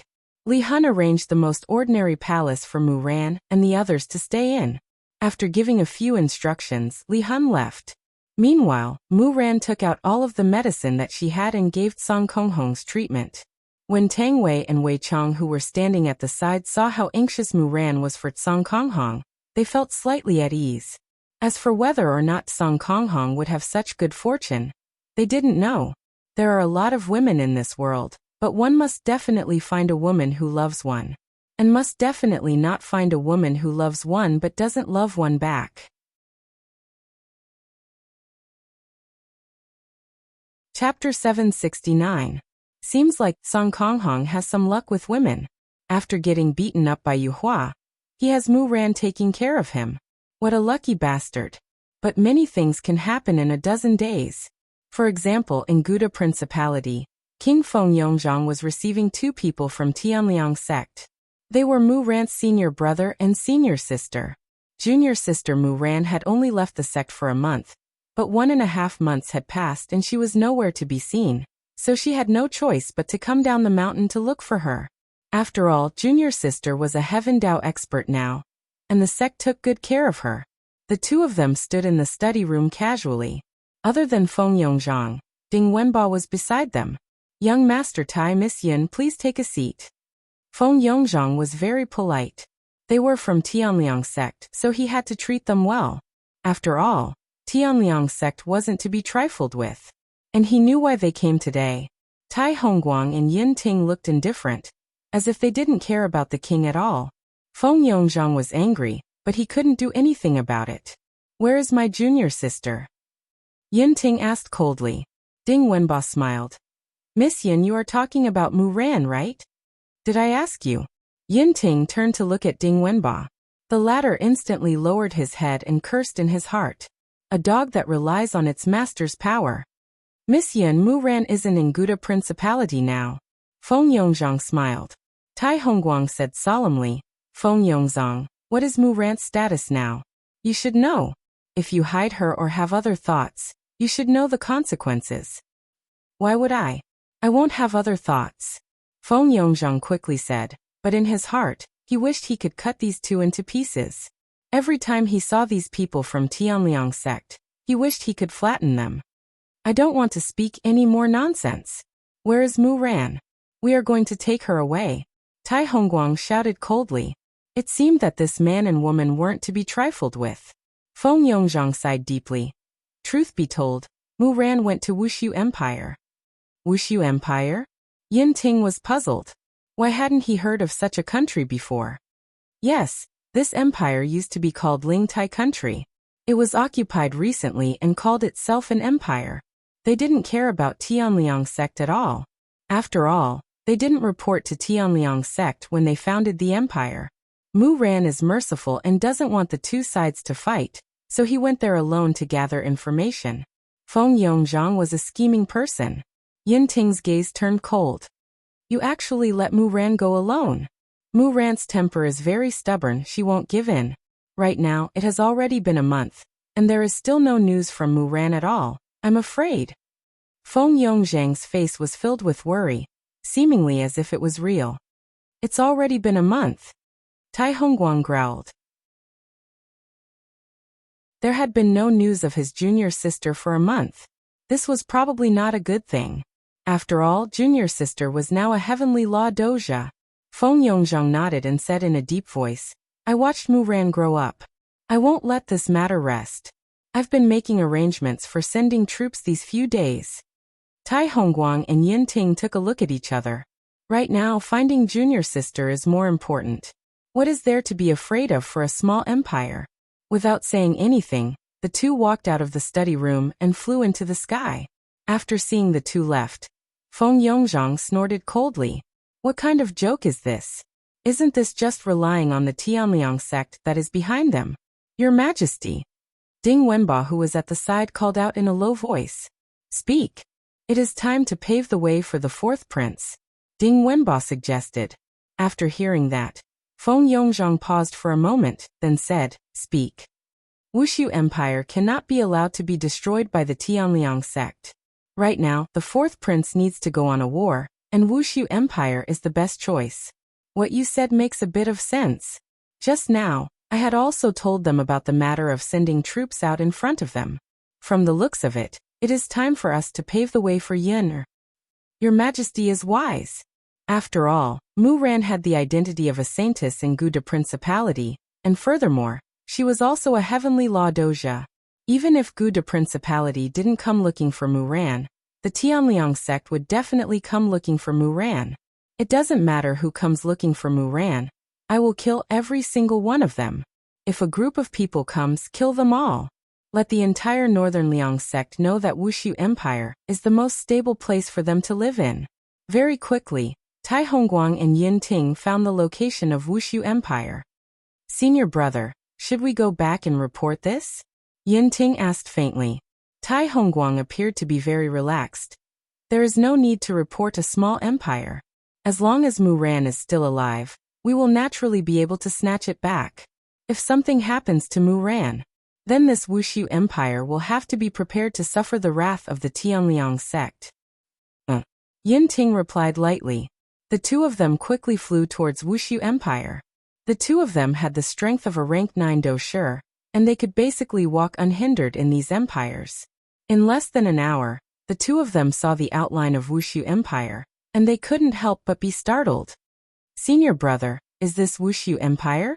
Yin Ting rubbed his eyes and asked in disbelief. Tai Hongguang was a little absent-minded as well. This was the first time that he had seen such a magnificent empire. This kind of layout feels even more luxurious and imposing than my Tianliang sect. This has indeed broadened my horizons. Tai Hongguang muttered softly.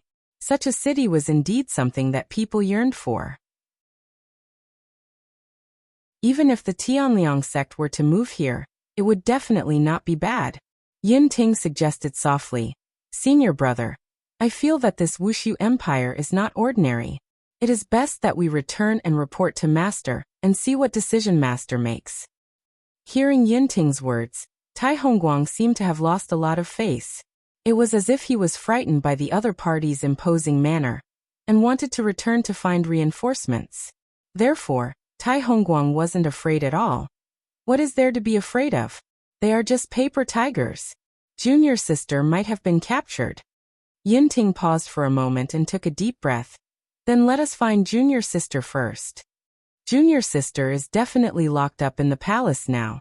If we directly fly to the palace to snatch her back, we might not even need to snatch her back. When they hear us say our sect, they might be scared witless. Tai Hongguang seemed to be very confident. Actually, as long as they went to other empires, the other party's king would be scared stiff and wouldn't dare to say anything. This was the strength of the Tianliang sect.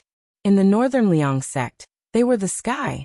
Yunting also seemed to have been influenced by Tai Hongguang and felt that what his senior brother said was right. With such a powerful Tianliang sect backing them up, what was there to be afraid of? Therefore, the two of them directly flew towards the palace. But in Wuxia Empire, flying was forbidden. Anyone who dared to fly into Wuxia Empire would be killed. Tai Hongguang and Yinting didn't understand and flew towards Wuxia Empire without any thoughts. Only after flying did they realize that Wuxia Empire was indeed magnificent. It was much bigger and longer than they had imagined.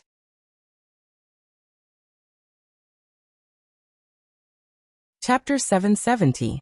Suddenly, the two of them were blocked by 4 figures. 4 white-armored warriors stood in the void, looking at the two of them with killing intent. Tai Hongguang and Yinting were slightly surprised. This was the first time he had seen a country's guard have the ability to fly. This was an ability that only a dosher possessed. Could it be that all the guards in this country were at least dosher? That was impossible. Furthermore, there isn't any fluctuation of do qi on these 4 people. How is this possible? Senior? Yinting murmured, clearly asking what they should do. Tai Hongguang felt ashamed. He was actually blocked by a small empire. Tai Hongguang's hand condensed, and a long sword appeared in his hand, giving off an unbreakable aura. Meanwhile, the commoners that were entering the city looked towards the sky in puzzlement.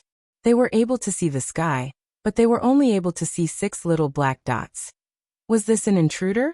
To think that the guards of the Voidless Empire could actually fly into the sky. That was way too frightening, wasn't it? He wondered if they would be a match for those 2 people. Tai Hongguang instantly erupted with a fierce do qi, and the long sword in his hand immediately slashed towards the 4 white-armored warriors. White Cool Chop. Any disciple of the Cold Sky sect would know this move, and Tai Hongguang felt that this move was enough. Go to hell, you scum! The 4 white-armored warriors did not move at all, and the silver sword qi pierced through their waists. Seeing this scene, Tai Hongguang felt a little proud. Beside him, Yinting also admired his senior. With one strike, he had killed 4 doshers from the other party. Senior brother is indeed powerful. Junior sister, look.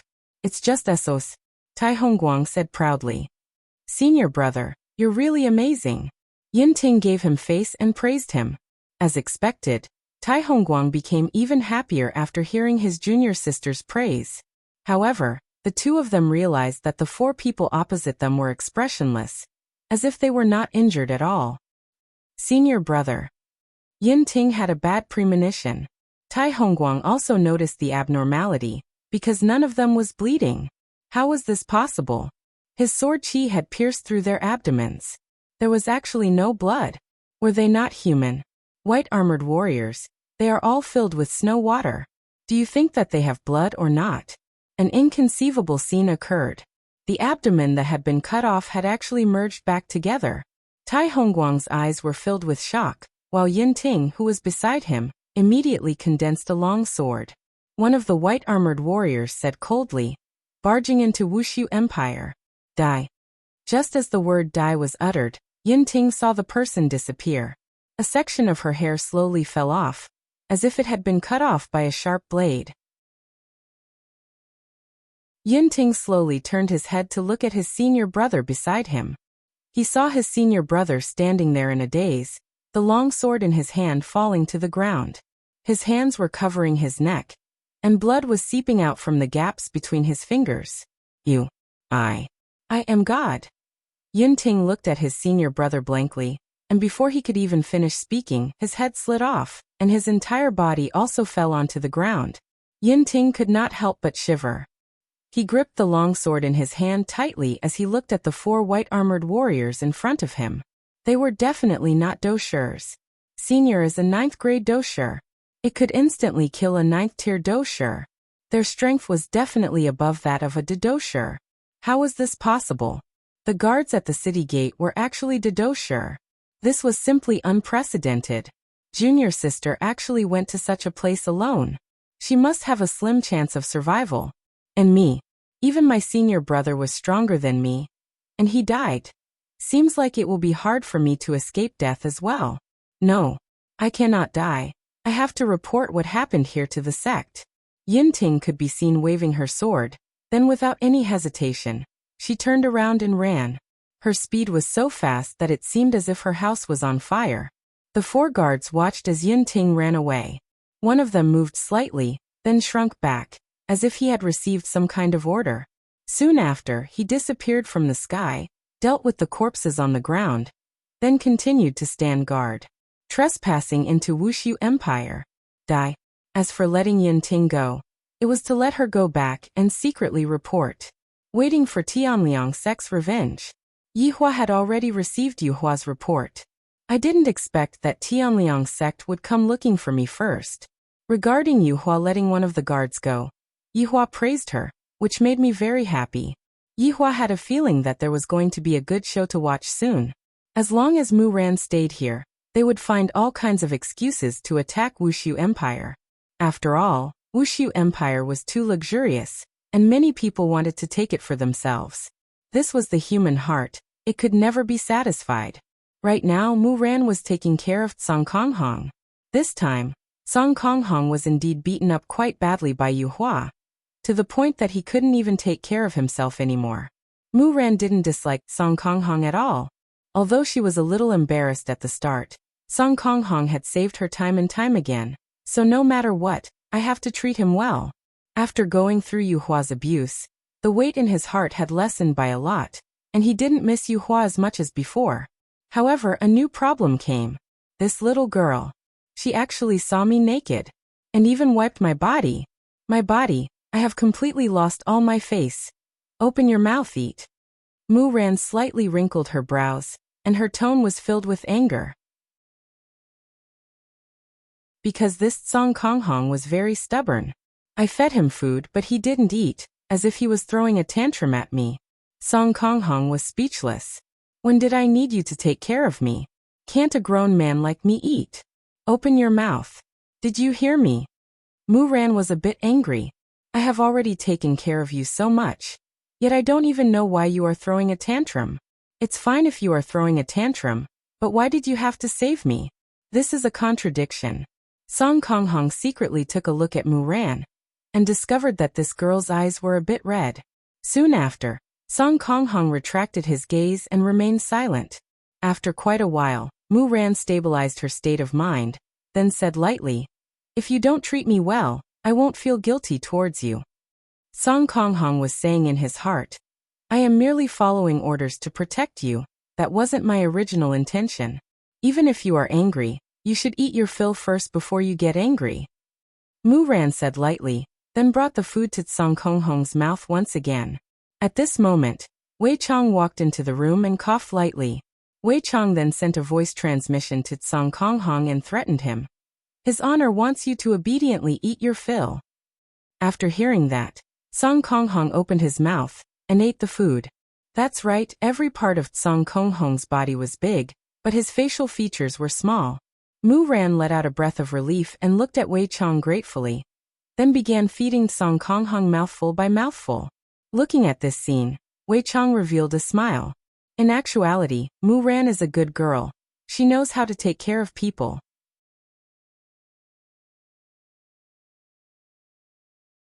Chapter 771.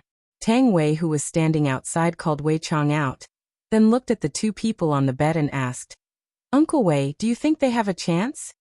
"I don't know," Wei Chong said lightly. Right now, it could only be said that Mu Ran had a good impression of Song Konghong. However, Song Konghong doesn't seem to have any feelings for Muran. She hasn't even eaten for the past few days. She is so stubborn and wants to save face. She even brushed past Yuehua. Could it be that Muran also wants to save face and let others leave in anger? I feel that Muran has been very gentle these past few days.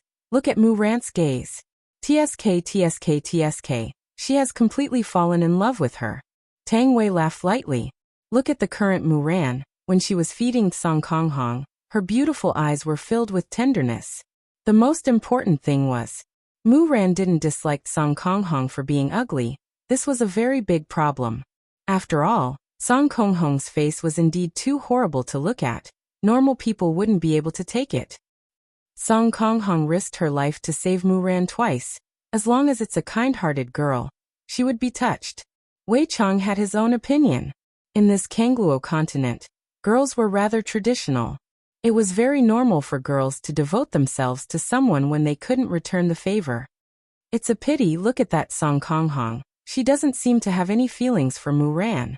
Tang Wei said helplessly. Right now Muran has already lowered herself. As long as Song Konghong is slightly more attentive, Muran definitely won't be able to run away. Where else can I find such a considerate wife? Wei Chang shook his head. Song Konghong and Yuehua just broke up. How can she fall in love with someone else so quickly? That's true, it's just that pitiful Muran. If I knew this would happen, I wouldn't have tried to pull strings with her.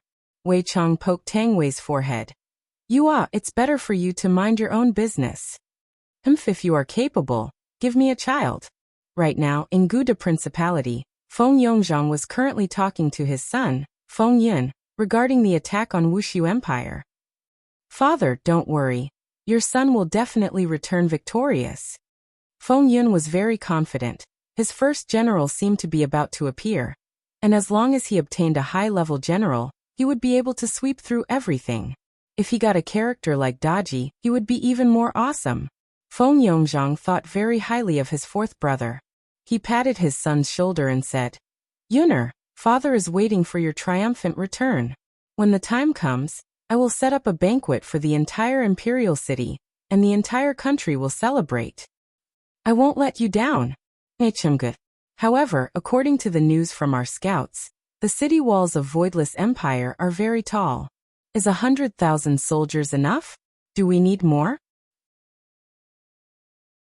Feng Yongzhang was also a little worried. After all, this was OL4's first battle. If he failed, others would laugh at him. So, he must not fail this time. He could only win. Feng Yun cupped his hands and said, Don't worry, Imperial Father. 100,000 soldiers are enough. When the time comes, I will take down the head of Wuxia Empire's emperor for Imperial Father to see. All right. Imperial Father will be waiting. After a pause, Feng Yongzhang continued. If you run into people from the Cold Sky sect, be careful. Imperial Father, I understand. And then go and prepare. We'll set off tomorrow. Yes. Gongzheng cupped his hands and retreated. Then he walked out of the study, his face brimming with confidence. Destroying the Wuxia Empire was the first step in his conquest of the Kangluo continent. Then he must do it beautifully. At this moment, outside the Guda Duchy, hundreds of thousands of soldiers had already started to gather. It was a black mass of people. Everyone's face was filled with battle intent, and their aura was extraordinary. As for the powerful Guda Duchy, this was only 1/10 of their military force. This was Feng Yongzhang's practice for his son. As for whether all of them could return alive, that would depend on their own abilities. On the other side, Yin Ting, who was escaping in a hurry, was so scared that her face turned pale. She was curious why they didn't chase after her to kill her. Although she was confused, Yin Ting didn't think too much about it. Now, she could only rush to the Cold Sky sect and report this matter to her teacher and sect leader. This Voidless Empire was very scary. Even the guards were Do Shurs. So scary. After forcefully using Do Qi to support her flight for a day, Yun Ting finally saw the Cold Sky sect. The huge pressure disappeared at this moment. It was as if she had seen her mother. Instantly, she became weak and fell at the foot of the mountain of the Cold Sky sect. The entire Cold Sky sect was located on top of a towering mountain peak. The size of the mountain was extremely huge. It seemed as if there was some kind of life being nurtured within it. Many buildings were constructed around the mountain peak, and from time to time, human figures could be seen walking around. Yinting's teacher was also an elder, and was a well-known person in the Cold Sky sect. And the news of Yinting fainting at the foot of the mountain spread very quickly. Did you hear? Senior Yin fainted at the foot of the mountain today, and her corpse was picked up by a junior who was passing by. Of course I heard about it. The entire Cold Sky sect knows about it. Speaking of which, Senior Yin is so strong, why would she faint? Also, Senior Tai didn't come back. Could it be that something happened? That's possible. Otherwise, Senior Yin wouldn't rush back like this. She definitely has something to report. Hearing what you said, I feel that something big is going to happen. Sigh maybe. But I am just curious. In this Cold Sky sect, who dares to offend my Cold Sky sect? They are really courting death. Indeed, some people are just tired of living and are looking for excitement. In Yinting's room, there were 3 people standing. 2 males and 1 female. One of them who had white hair was the Cold Sky sect's sect master, Longu. This person had silver hair, and wore a green robe. There wasn't any pendant on his body, but that old face of his gave off a strong aura, making people not dare to act rashly. Standing at the 2 sides of the room were 2 middle-aged men and a woman. The man's name was Ma Ji, and he was an elder. The woman was Mu Ran's teacher, and her name was Fong Meiying. Although she was already middle-aged, she still retained her charm. Sect Master. Yinting just fainted due to exhausting all of his duqi. He should be fine. Fong Meiying said lightly. Longu slightly wrinkled his brows, and his lower jaw slightly moved. I want to know why. Ma Ji nodded his head, and injected a strand of duqi into Yinting's body. Yinting, who was lying on the bed, his face slightly reddened, as if he was alive again. I asked them to go down the mountain to look for Mu Ran. Why did he become like this? Also, why didn't Tai Hongguang come back? Fong Meiying said tenderly, and with a concerned gaze. She looked towards Yinting, who was lying on the bed. Let's ask Yinting later, and we will know what happened. Ma Ji, who was at the side, said softly, and his face was filled with confusion. Longu took a deep breath. Looking at the situation, they should have been attacked.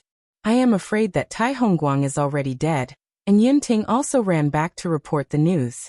He is so tired that his duqi is completely exhausted.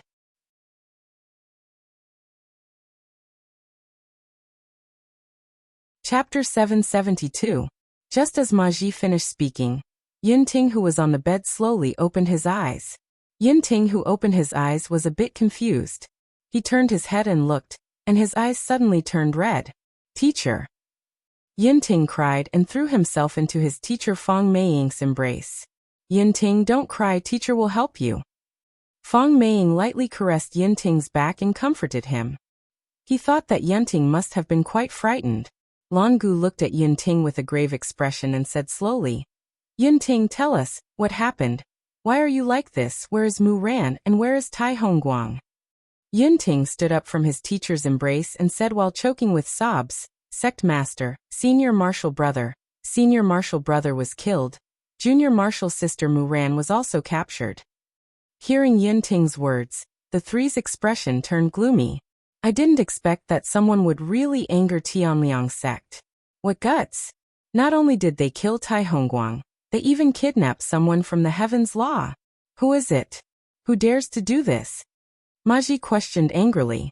For so many years, Tianliang sect had always been the symbol of authority. I didn't expect that someone would dare to trample on this authority. Do they want to die? It's a place called Wuxia Empire. Thinking of those 4 white-armored warriors, Yinting trembled slightly. That kind of fear was spreading in his heart, and it would accompany him for his entire life. Wuxia Empire? Longu was puzzled. I don't recall hearing about this place in northern Liang. Yinting nodded. Yes, Wuxia Empire occupied the former Lingtai kingdom and transformed it into a majestic city. Guda Principality originally wanted to take it back, but Junior Martial Sister Mu Ran was kind-hearted. If she went to Wuxia Empire alone, I'm afraid that she would be in danger. After Senior Martial Brother and I heard about it, we immediately rushed to Wuxia Empire. We were indeed shocked by Wuxia Empire, but when we entered, we met 4 guards. Feng Meiying asked confusedly, "For guards? What kind of guards?" They were the guards at the city gate. They were wearing white armor. Yin Ting recalled the scene, and his eyes revealed fear. Ma Ji asked, "You guys can fly?" That's impossible.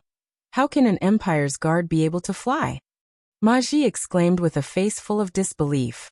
Lan Gu, who was at the side, was also slightly surprised and listened quietly. Yin Ting hurriedly said, "Elder Ma, Yin Ting did not lie to you. At that time, Senior and I were also curious. After all, flying is something that only a dosher can possess. Senior was not afraid, so we attacked them." At this point, Yin Ting's lips twitched like a shocked rabbit. "And then?" Lan Gu asked in a low voice. "Then their abdomen was injured by Senior Brother's sword chi, but the injury healed," Yin Ting said while trembling with fear, and his voice was trembling a bit. This sentence shocked the 3 of them. This was the first time they had heard of such a healing method. It was illogical. Yin Ting continued, "One of them was very fast. I didn't even feel anything before he beheaded my senior brother. Instant kill. The other party had actually instantly killed a 9th-tier dosher. How was this possible?" Even Lan Gu's expression changed. A city gate guard of an empire was able to instantly kill a 9th-tier dosher. Impossible. Then how did you escape? Ma Ji asked curiously. Yin Ting cried and said, "I also don't know. At that time, I knew that I wasn't their match, so I turned around and escaped. They didn't chase after me." Feng Meiying let out a breath and said softly, "All right, rest for a while. Leave the rest to us." "Teacher, that place is very evil." Yin Ting grabbed onto Feng Meiying's hand and said softly. Feng Meiying nodded her head and followed Lan Gu out of the room with Ma Ji. The 3 of them stood outside. Lan Gu stood with his hands behind his back and looked at the vast northern Liang land. "What do you guys think?" Lan Gu asked indifferently. Ma Ji cupped his hands and said, "Sect leader, I feel that what Yin Ting said is true. But those 4 guards might not be real guards." "What do you mean?" Lan Gu asked indifferently. "I guess that those 4 guards are definitely experts in disguise and are bluffing," Ma Ji said in a deep voice. This kind of deduction was indeed possible. "Sect leader, what Ma Ji said is not without reason. What the other party did is to make us fear them and be cautious," Feng Meiying said softly. Lan Gu let out a deep breath after hearing. "Our Tianliang sect is a big sect in northern Liang. Today, our disciples were killed. Heaven's disciple was even captured. If such news were to spread, where would our Tianliang sect's face be? Seems like our Tianliang sect has not displayed our strength for too long. Let the world forget about our Tianliang sect's prestige." Along with Lan Gu's words, a majestic aura spread out. Feng Meiying and Ma Ji shouted out respectfully, "Sect leader, we are willing to fight. Let the enemy pay a painful price. Let the prestige of our Tianliang sect rise." "All right. Tianliang sect has 1,000,000 disciples. I order the 2 of you to lead 100,000 disciples each, and let the world see the consequences of provoking our Tianliang sect." "Yes. Yes." Feng Meiying and Ma Ji both accepted the order, and went to make various arrangements. Meanwhile, Lan Gu returned to the summit of the mountain, and looked at the horizon with his brows slightly knitted. On the national highway of Guda Principality, 100,000 soldiers were already advancing towards Wuxia Empire. At the very front of the army, Feng Yun sat on a white warhorse. The warhorse's body was wrapped in silver armor, and it looked quite imposing. Together with the silver armor on Feng Yun's body, it was done in one go, and his bearing was extraordinary. Behind Feng Yun were Xia Yu and Ding Wenba. Ding Wenba was here to assist Feng Yun. After all, he was worried, so he sent someone to follow him. Xia Yu was the former Lingtai Kingdom's royal family, and following him was just an excuse. After all, they needed a reason to attack openly. At this moment, Feng Yun looked at his summoning time, and it was already in the countdown. Thinking about it, he was really excited. Who knew what kind of general or beauty would appear? Just thinking about it made him a little excited. He hoped that a beauty would appear first. He wanted one that could fight and warm the bed. Arrange it. As he thought about it, Feng Yun couldn't help but sway with a rhythm. Behind him, Ding Wenba and Xiaoyu were very happy and confident when they saw the fourth prince. Their hearts also calmed down a lot. They were just afraid that they would encounter an idiot, and that wouldn't be good. The further north they went, the more it started to snow. The temperature also plummeted, and the speed of the 100,000 soldiers also slowed down a lot. After all, they still had to follow them with rations. Fortunately, Feng Yun had already prepared clothes to defend against the cold. Otherwise, they would definitely have to stop, and that would waste a lot of resources.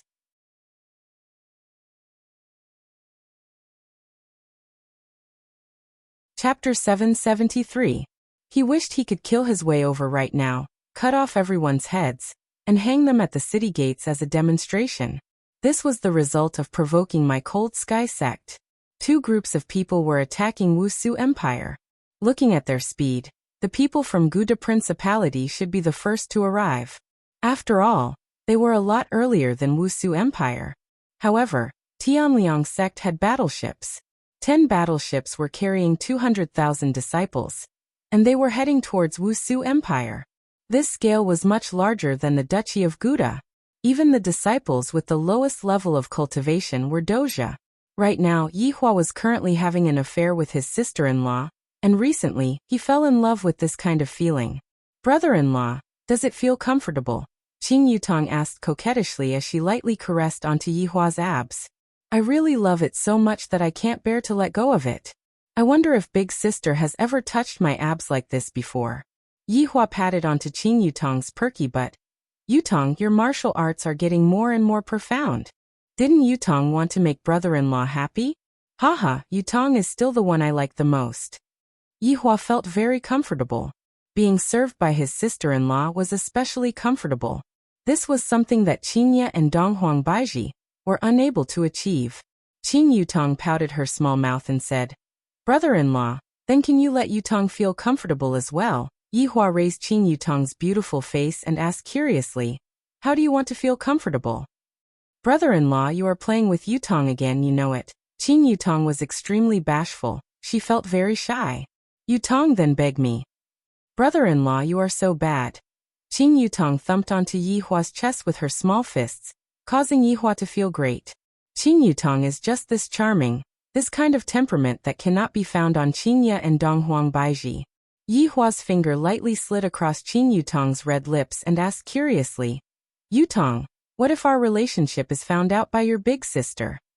Brother-in-law, you're done for. Yihua. Brother-in-law forced himself on Yutong. Yutong couldn't resist at all. Whoa. Yihua couldn't help but smack onto Yutong's perky buttocks. Yutong, you've become more daring. Brother-in-law, it hurts. You still know pain? You should reflect deeply on your actions. I will go and take a look at the children. Yihua sat up and stretched out his arms. Qing Yutong pouted her small mouth and stood up.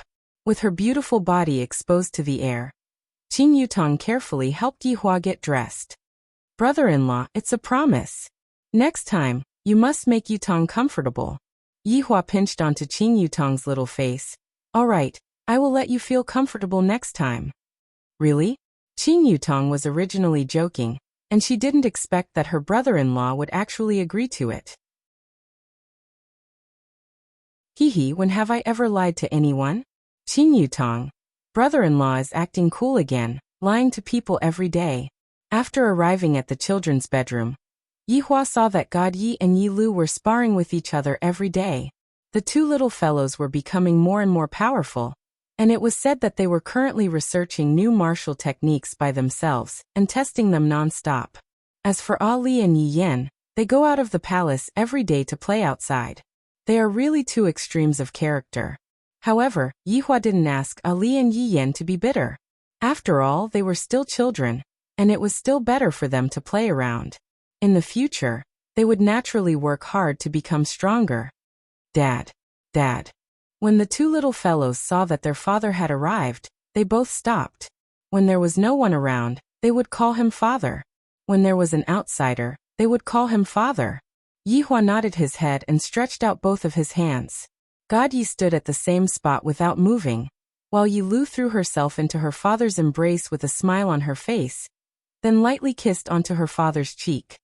Lu, what kind of martial technique did you and Big Brother come up with today? Yi Hua hugged onto his daughter and sat in the pavilion at the side. Yi Lu laughed lightly. Dad, Big Brother and I are still continuously pondering, and we should be able to come up with a powerful martial technique. The two of you have done well. Father rarely has to worry about you. Yi Hua gave a verbal praise to the two of them. This caused God Yi, who was standing at the side, to reveal out a happy smile. To be praised by my father, that is a kind of acknowledgement, which means that I and my sister didn't put in so much effort for nothing. After hearing that, Yi Lu was also very happy. She kissed her father again, then snuggled into her father's embrace. After a period of time, the two of you will have a long-term mission, Yi Hua said faintly. This idea had always been lingering in his mind. On one hand, it was to train the two of them to be independent, and on the other hand, it was to let the two of them have their own space to think. However, right now, Yi Hua just didn't know what Qingye and Donghuang Baiji were thinking about. Because this was a long-term mission. It might be 10 years before he could see the children. To be honest, Yi Hua also didn't have the heart to do that. However, my child has already grown up, and an eagle should be set free. If the eagle were to always stay by my side, it wouldn't be able to accomplish anything great. Daddy, is this for real? God Ye's eyes sparkled with excitement, as if he had been longing for this for a long time. Yi Hua nodded. Daddy, what's the mission? Yi Lu asked curiously. Daddy had finally given her a mission, which meant that she had grown up. Yi Hua said gravely, the duration of this mission is rather long, and the two of you will have to stay outside for a very long period of time. Perhaps, when we meet again, the two of you will already be as tall as me. Hearing their father's words, the two little fellows were stunned for a moment, and then the excitement in their eyes faded away. Yi Lu hugged his father tightly, seemingly reluctant to let him go. God Yi looked reluctant as well, walking to the side and hugging his father's arm. Looking at the reluctance of his son and daughter, Yi Hua let out a deep breath. You are all good children, but you will all have your own sky. As your father, I hope that you will be strong and independent. Understand? God Yi and Yi Lu took in a deep breath, then said in unison, Daddy, we understand, we accept Daddy's mission. Yi Hua patted onto the little fellow's head. Daddy still has to get your mommy's approval, otherwise your mommy might ignore Daddy. The two little fellows didn't say anything, seemingly a bit heavy. Yi Hua stood up. The two of you should think about it properly. Otherwise you can leave after a few years, properly accompany your mommy. And Daddy, we understand. Yi Hua smiled in gratification, then walked out of the children's bedroom. Looking at their father leaving, Yi Lu said slowly, Brother, let's go accompany mommy. The two little fellows also realized that they had been training every day and didn't spend much time with their mother. If they were to really leave, they would be reluctant to part with their mother. Thus, while they still had some time left, they should make the best use of the time to accompany their mother. Walking in the palace, Yi Hua's brows slightly wrinkled. If I really let all the children leave, Qingye and Baiji would probably scold me to death. After all, Kangluo continent wasn't a place to play around. Back then, even my main body had fallen, let alone the children. However, this was also for the sake of tempering their minds. I still have to harden my heart.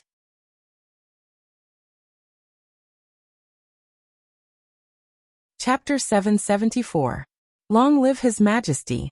The two black-armored soldiers at the door shouted respectfully. Yi Hua silently walked into the palace, and to his surprise he discovered that Mu Ran was currently supporting Blue Sky Red as they walked. This surprised me a little. It seemed like Song Kong Hong had finally let go of Yue Hua. It was true that Song Kong Hong let go of Mu Ran, but he had no choice but to be served by Mu Ran. He couldn't hurt her, so he could only listen to her. Cough. Yi Hua coughed lightly. When Mu Ran saw the emperor at the door, she immediately knelt down and shouted, Long live the emperor! Get up! Thank you, your majesty! Yi Hua walked towards the garden at the side, and sat on the pavilion in the middle. Mu Ran hurriedly poured a cup of tea for Yi Hua. Mu Ran had no way to deal with this temperamental emperor. After staying here for so many days, have you gotten used to living here? Yihua asked faintly while sipping a mouthful of tea. Mu Ran stood on one side, slightly bowed her head and said, I'm fine. Yihua looked towards Song Kong Hong who was behind Mu Ran and asked, You seem to treat this bodyguard of yours quite well. Have you taken a fancy to him? Mu Ran. This was the first time that an emperor had asked her such a question. Mu Ran was a little flustered, and did not know what to say. Song Kong Hong who was behind Mu Ran was startled as well. Why did his honor ask Mu Ran this question? How could Mu Ran possibly like me? Seeing that Mu Ran did not speak, Yihua said in a light voice. That's true, who would like someone who is so ugly? Sky Red's attack indicated that it had received 10,000 damage. Your Majesty, it's not like what you said. Although Song Kong Hong's looks aren't good, he's kind-hearted. Mu Ran hurriedly said. Yihua sneered. There are a lot of people who have a kind heart. You are talking back to me again. Your Majesty, please forgive me. Looks like I'll have to punish this guard of yours again. Compared to punishing you, punishing him will make your heart ache more. Mu Ran was startled. She cursed herself and hurriedly lay down. Your Majesty, I spoke out of turn. Please don't punish Blue Sky Red anymore. His injuries haven't healed yet. Oh, are you saying that I can be punished just because I've recovered? Mu Ran was a bit on the verge of collapsing. Which emperor is this? All right, get up. I was just joking with you. Yihua said faintly. This Mu Ran, she really can't take a joke at all. She has a serious look on her face. Mu Ran let out a sigh of relief, stood up slowly and said respectfully. Thank you, Your Majesty. At least he knew how to talk. Your Duchy of Gouda has already sent troops here. Ah, Mu Ran cried out in surprise. We'll be able to reach it by tonight. Hundreds of thousands of people. Yihua said faintly, not taking it to heart in the slightest. In fact, he was even a little happy. It's finally here. I, the Supreme Overlord, have already waited for a very long time. Mu Ran knelt down again. Your Majesty. It must be because I've been here for too long that the king is like this. Your Majesty, don't be rash. Also, the Heavenly Cold Sect has also sent 200,000 disciples over. They should arrive today. These words made Mu Ran's ears ring. The Cold Sky Sect had also come, and it was 200,000. How was this possible? Your Majesty, please allow me to go out of the palace and negotiate with them if not. Mu Ran said in panic. It would be good if this matter was explained clearly. There is basically no need for us to fight each other. Before Mu Ran could finish her words, Yihua interrupted her. What? Do you think I'm afraid of them? Your Majesty, it's not like that. This is all a misunderstanding. As long as I explain it to them, they won't attack this place. Yihua laughed lightly, childish. You think they're here for you? They are just looking for an excuse. That's right, I forgot to tell you. A few days ago, there were 2 reckless people who trespassed into Wuxia Empire's airspace. One died, and the other ran away. They should be people from your Heavenly Cold Sect. Mu Ran slowly raised her head and looked towards Yihua, and shock could be seen in her eyes. Your Majesty, why did you want to kill them?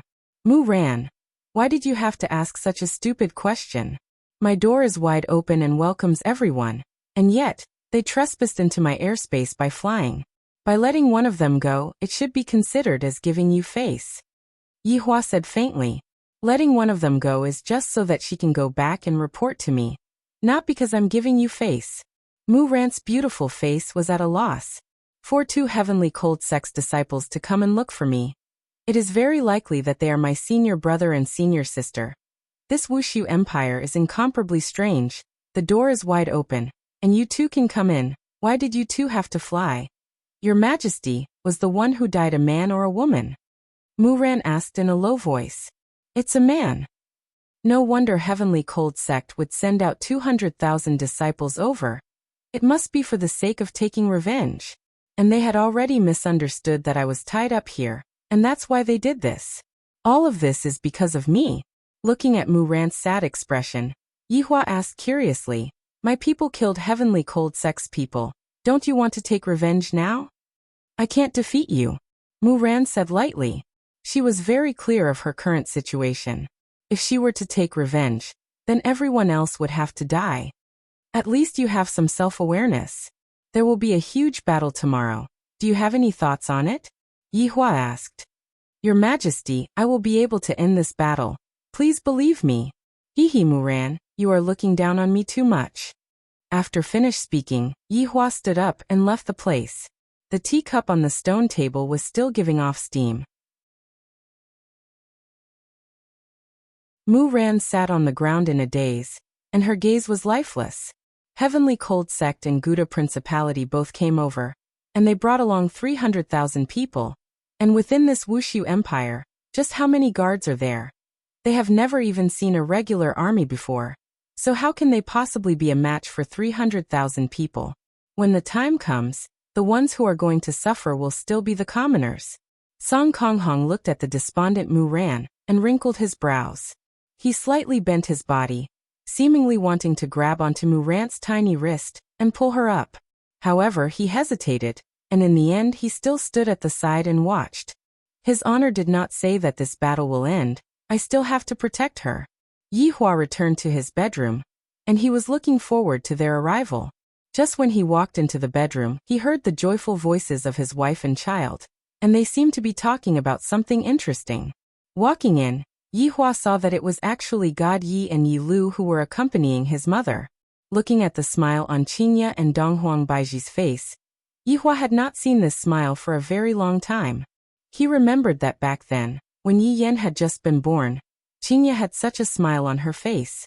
However, the second child gave birth to 2 ice cubes. They spent all day brandishing their weapons and rarely played around with their mother. On the other hand, Ali and Yi Yan knew how to please their parents. Towards God Yi and Yi Lu's reaction today, the two mothers did not think too much about it, and they simply immersed themselves in the happy atmosphere. Daddy. When the two little fellows saw that their father had returned, they greeted out respectfully. Qingye and Donghuang Baiji blinked their beautiful eyes towards Yi Hua, seemingly saying that they were especially clingy today.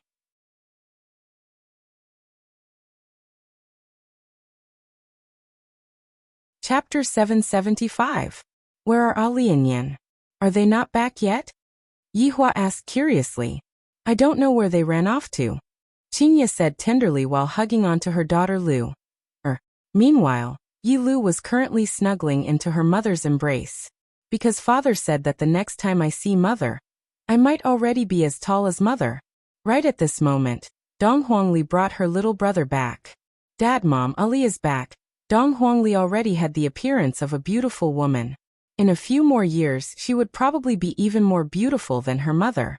Yian was also a handsome guy right now. He would always have a smile on his face. When he grows up, he will definitely be a warm man. However, the two little fellows discovered that their little brother and little sister were different today. They are actually acting spoiled in their mother's embrace. Did the sun rise from the west today? The two of you, come over, I have something to say to the two of you. Yi Hua said towards Ali and Yi Yan. Qingye and Donghuang Baiji were a bit confused. Yi Hua's tone was a bit strange. Yi Lu and God Yi knew what their father wanted to say. Meanwhile, Donghuang Li and Yi Yan followed their father out with a look of confusion. The three walked on the gravel path outside the bedroom. Ali Yan, the two of you have grown up. Donghuang Li and Yi Yan took a glance at each other. What does father mean? It is very obvious. A mission is coming. Yes, Dad, you can be at ease. We promise to complete the mission. Donghuang Li vowed. There is nothing in this world that Ali can't complete. Yi Hua smiled and nodded, then patted onto Yan head. The mission this time is different. Dad, what's different? Yi Yan asked curiously. Dad brought the two of you to watch 007 in the past, right? Donghuang Li and Yi Yan were delighted. They love this kind of special agent mission the most. Ali Yan, the mission duration is a bit long. Yi Hua said gravely. Donghuang Li asked curiously. Dad, is it very long? Could it be a month? Big sister, how can it be a month? At most, it will be half a month. Yi Yan said with a smile. Yi Hua sighed lightly, then said slowly. If it is long, it might be 10 years. During these 10 years, the two of you will be wandering outside. Hearing what their father said, Dong Huangli and Yi Yan stopped their footsteps, and their tears immediately flowed out. Father, don't you want Ali and Yener anymore? Dong Huangli felt that it had been a very long time since she last cried. Yi Yan, who was at the side, was also crying bitterly. He wasn't excited at all. Yi Hua immediately squatted down and lightly hugged onto Ali and Yener. Ali Yener, the two of you can't always live under my halo. In the past, I have already talked to the two of you about this. Ooh, but Daddy, it's been too long. What should I do if I miss you? What should I do if I miss Mommy? Dong Huangli said while choking with sobs. Yeah, Yener will miss it very much too. Yi Hua took a deep breath, then said to his son, a man's ambition is to travel far and wide. Yener, you have to understand. Ali, although you are a girl, you are still my daughter. Just like Yen, and the others, I hope that you all can understand. But Daddy, Ali can't bear to part with you. Dong Huangli's tears wetted her father's imperial robe. How could Yi Hua be willing to do that? However, he had to steal his heart. You can also give up the mission, but your brother and sister have already agreed. Yi Hua decided to provoke the two of them. These two little fellows are really sticking onto their parents, and Yi Hua was worried that they would have bad habits in the future. Sure enough, after hearing what Yi Hua said, Dong Huangli rubbed her eyes. Really? Both brother and sister have agreed? Yi Hua nodded his head. Daddy, Yener also agrees. Yi Yan immediately expressed his stance. Since both brother and sister have agreed, how could he, as the big brother, possibly fall behind? There are no cowards in Yi family. Good, this is Daddy's good son, Yi Hua said with a smile. Dong Huangli was still choking with sobs. Daddy is good and bad. Since Ali has completed Daddy's mission, Daddy must give her a reward. Alright, whatever Ali wants, Daddy will give it to you. Yi Hua lightly wiped away his daughter's tears. In that case, Ali wants to stay by Daddy's side forever. Among the four children, Dong Huangli was the one who liked her father the most, and also the one who cherished her father the most. After all, in the beginning, Dong Huangli didn't have any fatherly love, and now that she did, she was very happy. Hearing what his daughter said, Yi Hua hugged onto Ali once again. Alright, Daddy agrees. And Daddy cannot lie to Ali. When have Daddy ever lied to anyone? Yi Hua lovingly pinched onto Dong Huangli's cheeks. Dong Huangli's baby fat cheeks had long disappeared, and right now, Dong Huangli's face had already turned into a small oval face. Alright, let's go back and accompany your mother more. Yi Yan nodded his head. Daddy, does Mommy know about this matter? Daddy hasn't told Mommy about this matter yet. I will tell Mommy about it tonight. Yi Hua was also planning to let the children accompany their mother, and then set off 1 month later. Dong Huangli said worriedly, Daddy, you have to tell Mommy about it then. If not, Mommy will definitely not allow you to go. And Daddy knows. Yi Hua let out a light breath. Qingya and Dong Huangbaiji will definitely quarrel with me. What a headache. Dong Huangbaiji brought the two little fellows into the bedroom, and when Dong Huangbaiji saw that her daughter's eyes were red, she asked, Ali, why are you crying? Mommy, Ali pounced onto Dong Huangbaiji's embrace, while Yi Yan pounced onto Qingya's embrace. The two goddess-like women who were hugging onto their son and daughter discovered that something was wrong. Yi Hua stood at the side and remained silent, not knowing what to say. The night gradually descended, and with the information provided by White Bones, Yi Hua knew that the enemy army was still 20 miles away from Voidless Empire, and they had already set up camp and were resting. They would probably attack tomorrow morning. On the other side, the Tianliang sect was ready to go. After listening to Yi Hua's words, Yi Hua started pondering. This is my first battle after coming to Kangluo continent. I have to do it beautifully. They had waited for several months for this battle. Their numbers had to come up. At the very least, after this battle, the total population would reach 50%. As for how to fight tomorrow, to be honest, I haven't thought about it yet. It was a one-sided victory. It was still a semi-one-sided victory.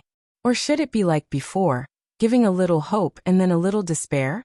I've already played this trick before. I have to think of something more interesting. Only then will I be able to display my majesty. Yi Hua, who was lying on the soft bed, was pondering. Right now, Both Qingye and Donghuang Baiji had already taken a bath, and they were currently wearing light pajamas as they walked over. Both of them were calmly leaning against their husbands' sides. As for Yi Hua, he naturally hugged his wives. Yi Hua, I feel that there is something wrong with the children today, Donghuang Baiji said in a low voice.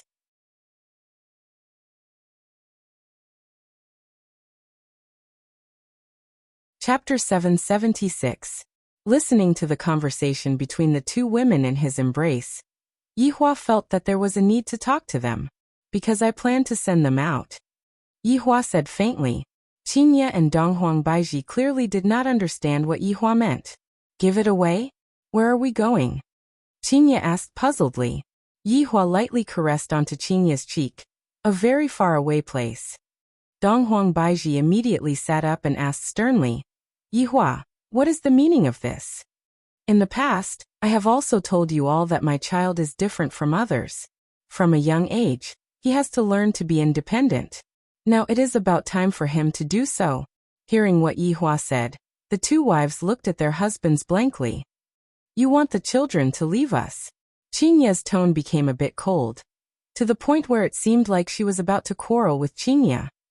Don't even think about it. Donghuang Baiji was even more straightforward. Ali is only 8 years old, and my son, Godyi, is only 5 years old. How is it possible for such a young child to walk in this kind of world? What if something happened? How could there be such a cruel father? Yi Hua had long known that the two of them would have this kind of emotion. Which mother would be willing to part with their child? Thus, Yi Hua didn't blame them. They have all agreed to accompany you for a month, and then they will set off. Yi Hua said gravely. In actuality, I am also reluctant to do this, but for the sake of the children's future, I must do this. Qingye said coldly. No wonder Godyi and Yi Lu seem to have become completely different people today. Donghuang Baiji even shook Yi Hua and said with a choking tone, You heartless person! Where are you going to send my daughter and son? Yi Hua paused for a moment. In actuality, he had long thought of what to do. In the south, there are a few very formidable powers, and they are my old rivals in the past. I am preparing to let them sneak into the south to train. After I clean up all of the powers in the north, I will prepare to take action.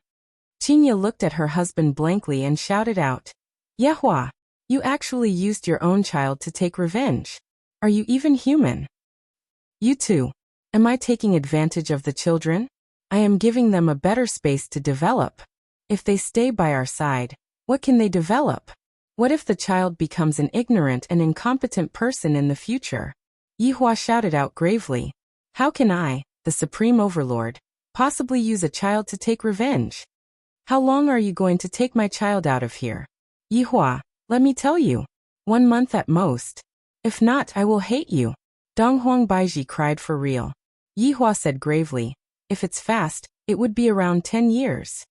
Qingye and Donghuang Baiji were stupefied, then shouted out in unison.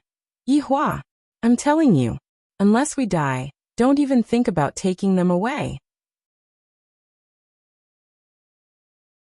After finished speaking, Qingye and Donghuang Baiji got off the bed and left. Looking at their actions, they were definitely going to look for the children. This was too much. When Yi Hua saw his wives walking out angrily, he didn't step forward to explain anything. After all, this was within his expectations. Lightly rubbing onto his forehead, Yi Hua felt a bit annoyed. If I insist on letting the children leave, I reckon that the children will not give me a good look for the next 10 years.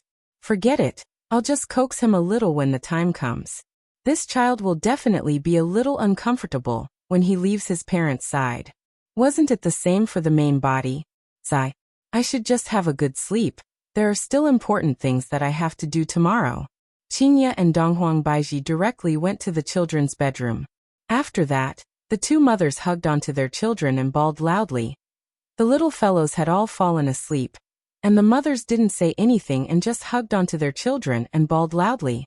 This is so strange. Holding onto the children's hands, Qingye said with her beautiful eyes that were red and swollen. Yener Lu, come with mother. That heartless father of yours is going to send the two of you to a faraway place, and he won't allow us to see each other anymore. Ali Shinner, let's go back together. Don't bother about that heartless father anymore, Dong Huangbaiji said with pain in her heart. Yihua actually had such a terrifying idea. Dong Huangli wiped off her mother's tears and said lightly, "Mother, we have already promised father." Yi Yan lightly hugged onto his mother. "Mother, actually, we have been waiting for this day for a very long time." Hearing what the children said, the two mothers were stupefied. Yi Lu held onto her mother's hand and said lightly, "Mother, we are the children of the Supreme Overlord. We cannot compare ourselves with other children. We have to work hard 100 times, 10,000 times. Only then will we be able to bring honor to father. This time, father has given us a chance. Big brother and big sister are very happy, just that we are very reluctant to part with father and mother." Although God Yi didn't say anything, he lightly snuggled into his mother's embrace. In the next 10 years, he might not be able to hug his mother anymore. After Qingya and Dong Huangbaiji heard what Yihua said, they were certain that Yihua had brainwashed the children. For the entire night, Dong Huangbaiji had been persuading the children not to go. And in the end, the children were all unwilling to go. This caused Qingya and Dong Huangbaiji to become even angrier. I don't know how Yihua managed to make the children so unswervingly loyal to him. On this night, the two mothers accompanied the children to sleep, while Yihua was thinking about how he should deal with the matter that was in front of him. In actuality, there were still two people who didn't sleep, and they were Mu Ran and Song Konghong. Mu Ran sat in the pavilion outside, and looked at the full moon in the night sky, while pondering about a problem. Meanwhile, Song Konghong stood at the side and carefully protected Mu Ran. After all, his honor's order cannot be forgotten. Mu Ran knew that Song Konghong was standing right beside her. Although Mu Ran didn't say anything, Mu Ran was still surrounded by a sense of security. As long as Song Konghong was by her side, Mu Ran wouldn't be afraid of anything. The night gradually faded, and the sky gradually turned bright. Today was the day that Wuxia Empire would become famous. Commoners were already appearing on the streets one after another. However, they discovered that the city gate was actually not open today, and there were even rows of guards standing below the city wall, seemingly waiting for something. Everyone was curious. What is going to happen? The number of guards on the city wall had doubled compared to before. Furthermore, some of the patrolling guards were asking all of the commoners to go back to their houses. Could it be that a war is going to start? Right now, all of the commoners were starting to worry. If Wuxia Empire loses, then the beautiful life that we have right now would be destroyed once again. I hope that Wuxia Empire doesn't lose. Right now, Wuxia Empire had finished all of their preparations, and right now, all that was left was to wait for the enemy to come. Right now, Yihua was wearing a yellow gown. Forget about the crown. Yihua feels that it doesn't look good on me. I might as well put on some hair wax. However, Yihua didn't summon his subordinates like how he usually did. There is no need to make such a big deal out of a small matter like this. Low-key, Yihua didn't go and look for his subordinates, and instead went to look for Mu Ran. His meaning was very clear. He wanted Mu Ran to follow him to take a look. Upon hearing that, Mu Ran became joyous. I think that the emperor wants me to go and explain things to the emperor. Is Yihua like this?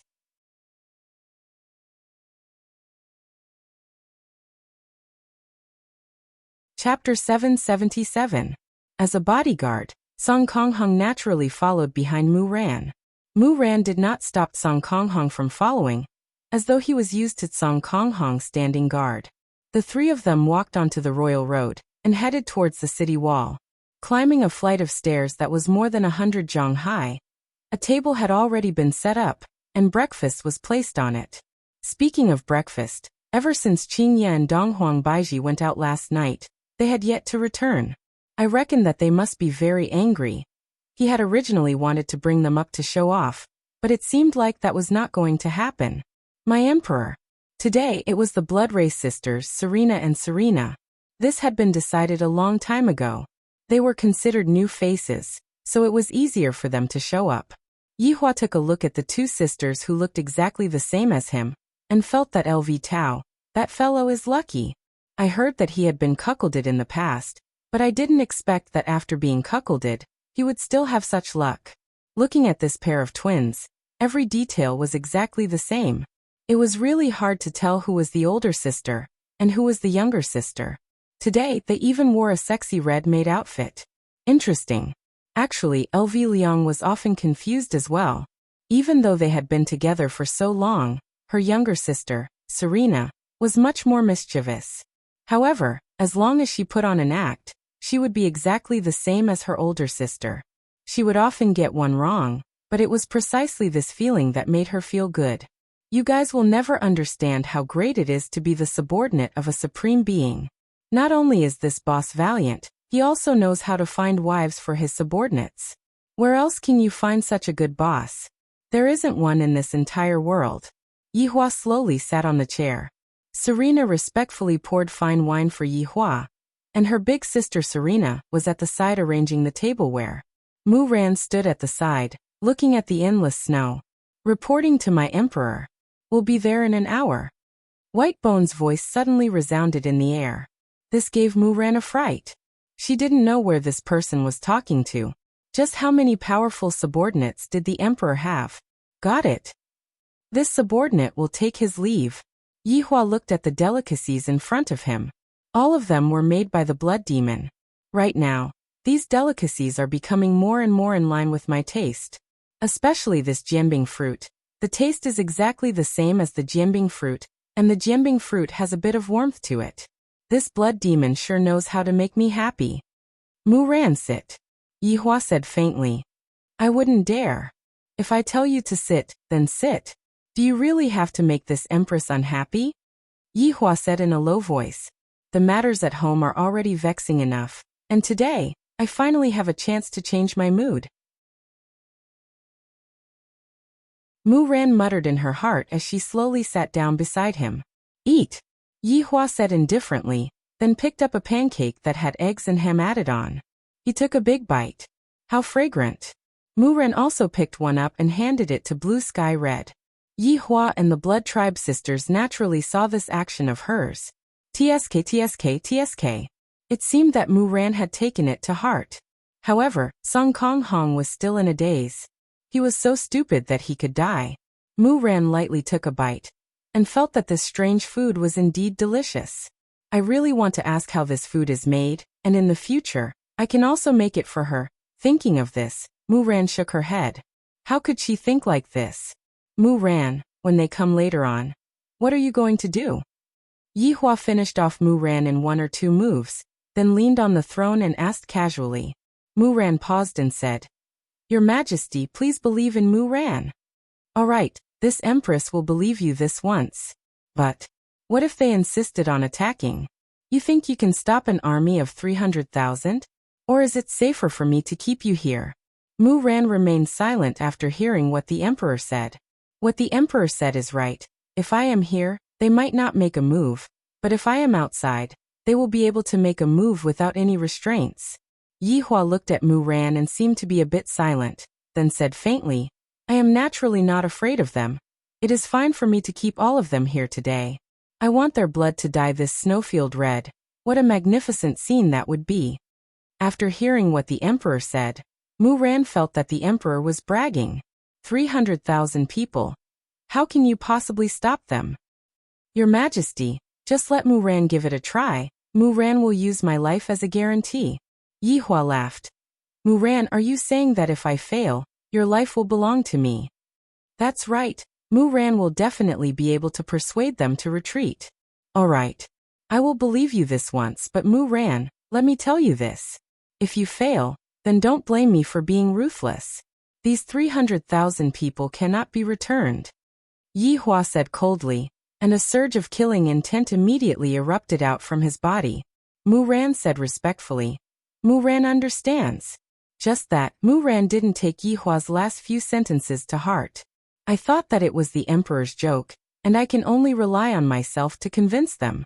Suddenly, black dots appeared on the snowfield that stretched as far as the eye could see. Looking at these black dots, Yihua was a bit excited. They are finally here. That's right, the people who are coming are from Guda Principality. The 4th prince, Feng Yun, was riding his horse at the front, and his expression was a bit astonished. Not only Feng Yin, Ding Wenba and Xiaoyu who were at the side were the same as well. There were even a lot of soldiers who were rubbing their eyes, as if they were looking at a mirage. This is Lingtai Kingdom? Xiaoyu said in disbelief. In my memory, Lingtai Kingdom's walls were made of wood, but looking at the walls right now, the walls are dazzling with gold and jade. The walls are 300 meters tall, and the imposing aura it gives off makes people feel intimidated. This is simply even more majestic than Guda Principality. If I were to take over Lingtai Kingdom and become the king of Lingtai Kingdom, how awesome would that be? Xiaoyu, is this really Lingtai Kingdom? Feng Yin mumbled, not daring to believe what he saw. Replying to General, this is indeed Lingtai Kingdom. Xiaoyu said respectfully from behind. Unbelievable. Ding Bowen muttered with a face filled with astonishment. After the astonishment, Feng Yin revealed a light smile. I was just worrying about not having a good city. After I take over Lingtai Kingdom, I will be able to use the city for myself. As for this Xiaoyu, after making use of him, I will be able to leave with a peace of mind. Dying on the battlefield, this idea isn't bad. Very quickly, the 100,000-strong army entered into the shooting range of the bow and arrow and stopped. Yi Hua waved his hand, and an old man picked up an ordinary bow and arrow, then pulled the bow and shot the arrow in one go. Everyone looked at the bow and arrow drawing a beautiful arc in the air. After that, the arrow landed 3 meters away from Feng Yin's horse. Feng Yin immediately burst into laughter. His laughter caused everyone behind him to burst into laughter as well. Amidst the laughter, a row of white-armored soldiers shouted towards the sky. Those who crossed the line die. Right after Feng Yin finished speaking, the drummers at the back started beating the drums. Dong dong dong. The drumming sounds were earth-shattering, seemingly piercing through the entire world, causing everyone to be excited. Even the commoners in the city wanted to rush out and fight on the battlefield when they heard the drumming sounds. Of course, this was bad news for the enemy. Their laughter was drowned out by the drumming sounds, and when the enemy heard the drumming sounds, their morale immediately dropped by a lot.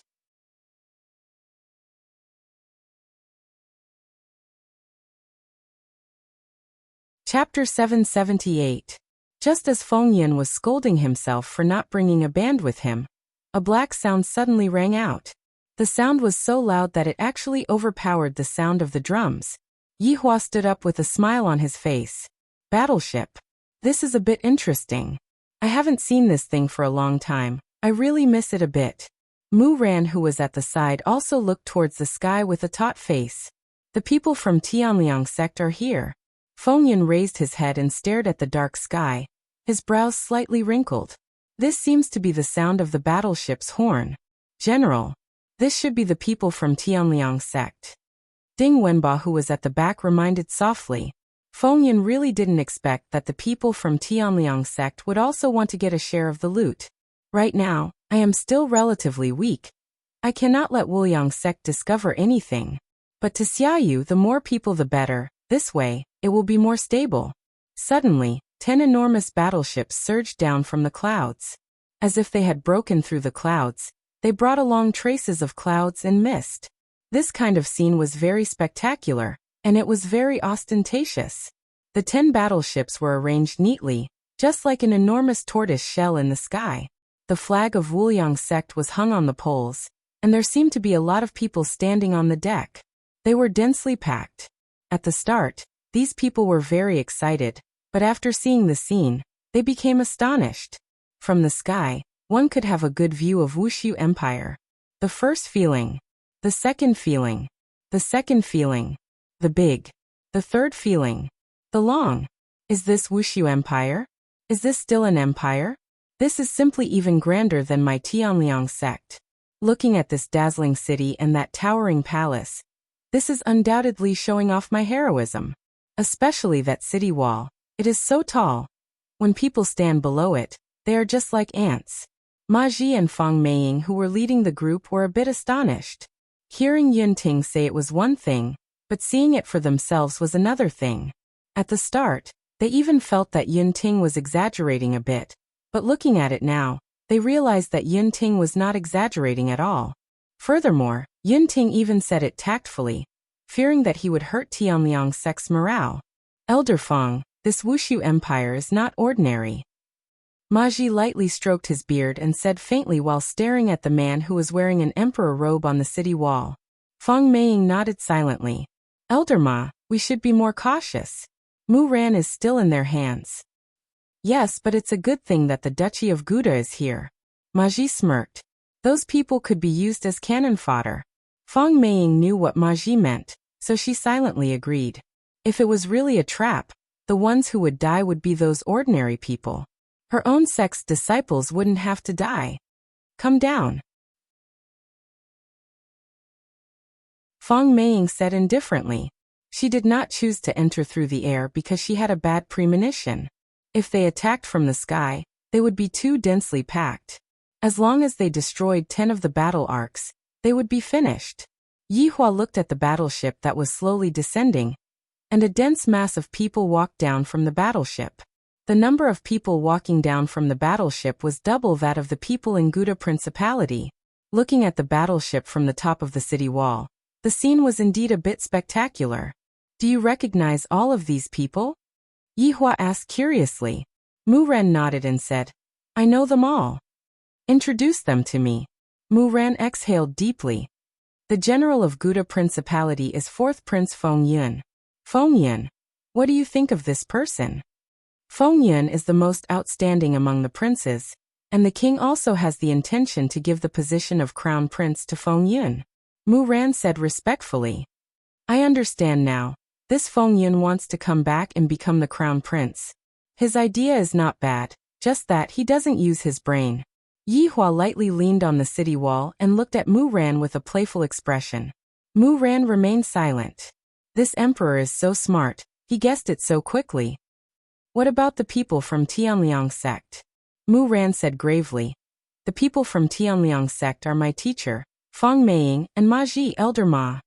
Since your teacher is here, you have to persuade them, if not, your teacher is going to fall here today.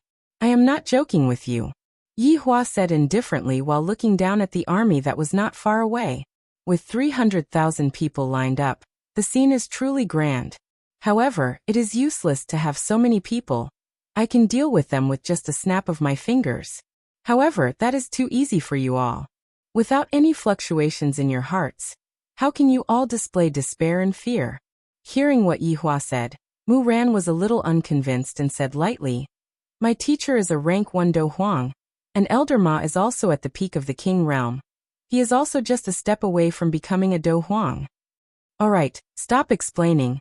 In my eyes they are all the same, salted fish. Yi Hua said indifferently.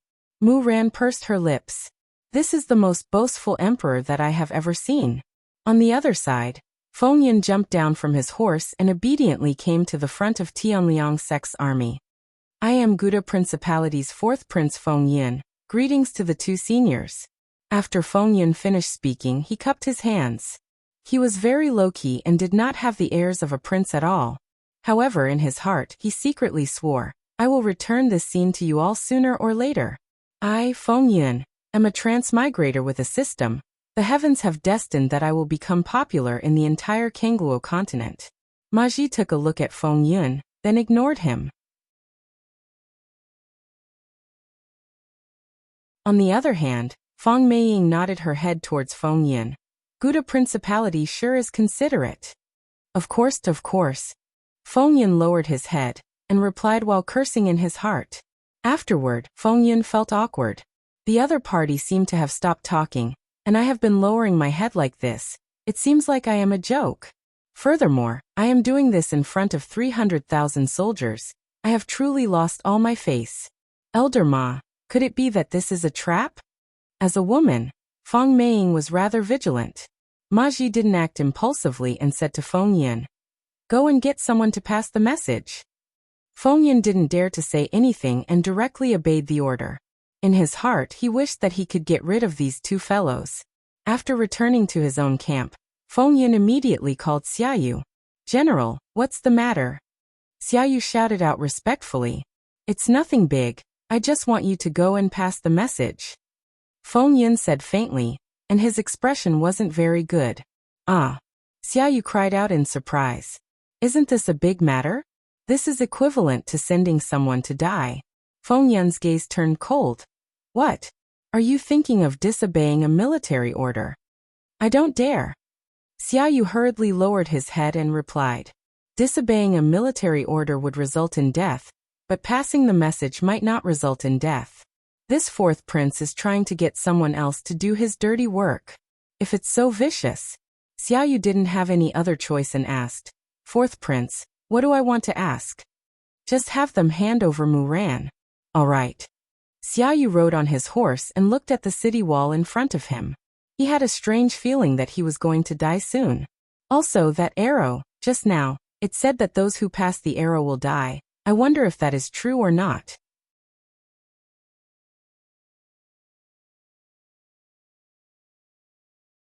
Chapter 779. Right now, Xiaoyu was trembling with fear. If tens of thousands of arrows were to shoot at him, he would definitely be turned into a hornet's nest. Just thinking about it made his scalp numb. Yihua looked at Xiaoyu, who walked out from the army. Who is this person? He is the former royal family of Lingtai country. Mu Ran said lightly. Those who didn't know would have thought that the two of them were together.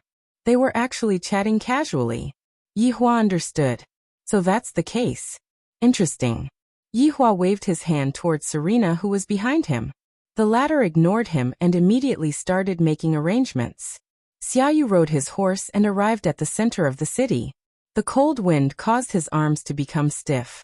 He could only look up at the 300 tall city wall. Just as Xiaoyu was panicking, the war drums suddenly sounded out again. The war drums this time were different from before. The war drums brought along a very impassioned mood. Flags could be seen being erected on the city wall. Along with the cold wind, an enormous pressure immediately swept over. How could the war horse that Xiaoyu was riding on endure such an imposing aura? It immediately became very agitated. Xiaoyu accidentally fell off the war horse and landed on the snowy ground. He was in a sorry state, and the war horse immediately ran away. Seeing this scene, Yihua revealed a smile of disdain. Truly a little weak, unable to be brought onto the stage. Xiaoyu, who landed on the snowy ground, was very embarrassed. His originally pale face had now become red. Right now, I can only walk up. With heavy footsteps, Xiaoyu gradually walked to the city gate and discovered a problem. Even if I shout till my throat breaks, the people on the city gate won't be able to hear me. Just as Xiaoyu was thinking of a way, the huge city gate actually slowly opened. This caused Xiaoyu to unconsciously take a step back. The battle is imminent, and they actually opened the city gate. What is the meaning of this? Right now, Ma Ji and Fang Meiying were also very puzzled. They didn't understand the other party's intention. This is too careless, isn't it? Everyone looked at the city gate, seemingly wanting to see who would appear. However, everyone was about to be disappointed. The person that appeared was not a human. It was a husky, sending out a dog. Is this a mockery from Wuxia Empire? The 300,000 troops were burning with rage. This is a blatant mockery. To send out a dog to negotiate, this is too much. Mu Ren also saw that Yun Lang had walked out. She was puzzled. Yun Lang was looking down on the emperor. Why would the emperor do this? This would infuriate the other party. Even if she wanted to reconcile later, it would be impossible. Letting a dog out, His Majesty.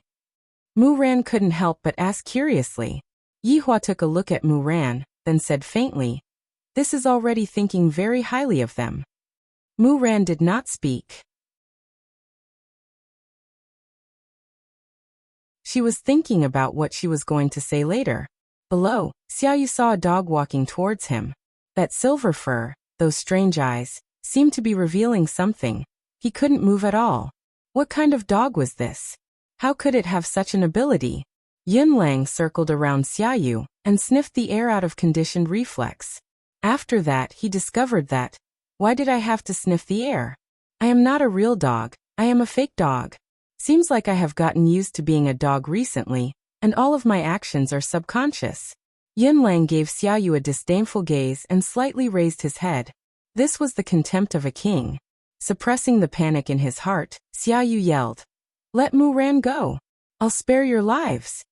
Yihua was naturally able to hear Mu Ran's words and said with a smile, "This person's tone is rather big. What do you think, Mu Ran?" Mu Ran did not speak. She felt that she wasn't a hostage at all, but rather an accomplice. Yin Lang shook his head. "Seems like you can't do it. Change to another one." In order to achieve fairness, Yin Lang took small steps and walked towards the 300,000 strong army, and his gaze emitted out a different kind of coldness. Death gaze. Xiaoyu hurriedly turned around and ran. His words had also arrived. At this moment, the scene became strange. Yin Lang walked over with his head held high and chest puffed out, while Xiaoyu was panicking and would even fall down from time to time. This made the 300,000 strong army blush with shame, and they wished that they could kill this fellow who lost his imposing manner. Look at other people's dogs. Shouldn't you learn from their footwork? Just like that, I lost the first round. Humans can't be compared to dogs. Not long later, Yin Lang arrived in front of the 300,000 strong army, and as if he was inspecting his own army, it made everyone want to eat dog meat. After all, in this freezing weather, having a plate of dog meat should be very refreshing. This dog is a little strange, Ma Ji said gravely. Feng Meiying also felt it. Although she couldn't put her finger on it, but this dog was definitely not an ordinary dog. Yin Lang could be seen stopping in front of Feng Meiying. Then turning around, he raised his leg and gestured, seemingly wanting Feng Meiying to follow him. "Don't go," Ma Ji said in a low voice. Feng Meiying paused for a moment. "Don't worry, nothing will happen." Towards this kind of dog, Feng Meiying was also very puzzled, but she didn't take action to kill it. If she took action just now, the situation should be even more joyous. If that was the case, Yin Lang would be able to have a full meal. Yin Lang walked at the front, and Feng Meiying followed behind unhurriedly. Feng Meiying appeared to be very confident. After all, she was the strongest out of everyone. Rank 1 Do Huang. Yin Lang directly brought Feng Meiying into the city, and soon after, the city gate closed. The 300,000 strong army was filled with admiration in their hearts. As expected of an elder of Tianliang sect, just this kind of spirit, who can have it? Charging into a tiger's den alone. Awesome. When Mu Ran, who was on the city gate tower, saw that her master had entered, she became very excited, not knowing what the emperor was doing. Yihua asked indifferently, "You are going to meet with master soon, are you very happy?" "Your Majesty, just what are you trying to do?" Mu Ran completely didn't know, but at the same time, she really wanted to know. Yihua didn't speak and lightly leaned on the city wall, waiting for Feng Meiying to come up. Feng Meiying, who was following behind Yin Lang, was also very puzzled. This dog seems to be bringing me to meet the emperor. Could it be that he isn't afraid that I will directly kill the emperor? Or could it be that he isn't afraid at all? Should I make a move and kill the emperor later on? I have to think about it now. The city gate tower that was 300 meters tall wasn't that easy to climb. After quite a while, Yin Lang brought Feng Meiying to the top of the city wall. Then Yin Lang squatted at the side and guarded. "Teacher," Mu Ran shouted out excitedly and immediately pounced into Feng Meiying's embrace. Yihua looked at Mu Ran, and did not stop Mu Ran. After all, the reason why he called Mu Ran up to Feng Meiying was because he wanted to see the relationship between the two of them. "Rand, are you alright?" Feng Meiying asked concernedly as she stroked onto Mu Ran's hair. Mu Ran nodded her head. "Master, I am very good. The emperor treats me very well too." Speaking of the emperor, Feng Meiying raised her head and looked towards Yihua. "The impression that this person gives me is a bit frivolous. As an emperor, he is actually slightly leaning on the wall, and he doesn't have any poise at all. Other than that kind of handsome face of his, he is still somewhat useful. Also, the two women that are at the side, their attire is so revealing. With just a look, they are definitely not good people."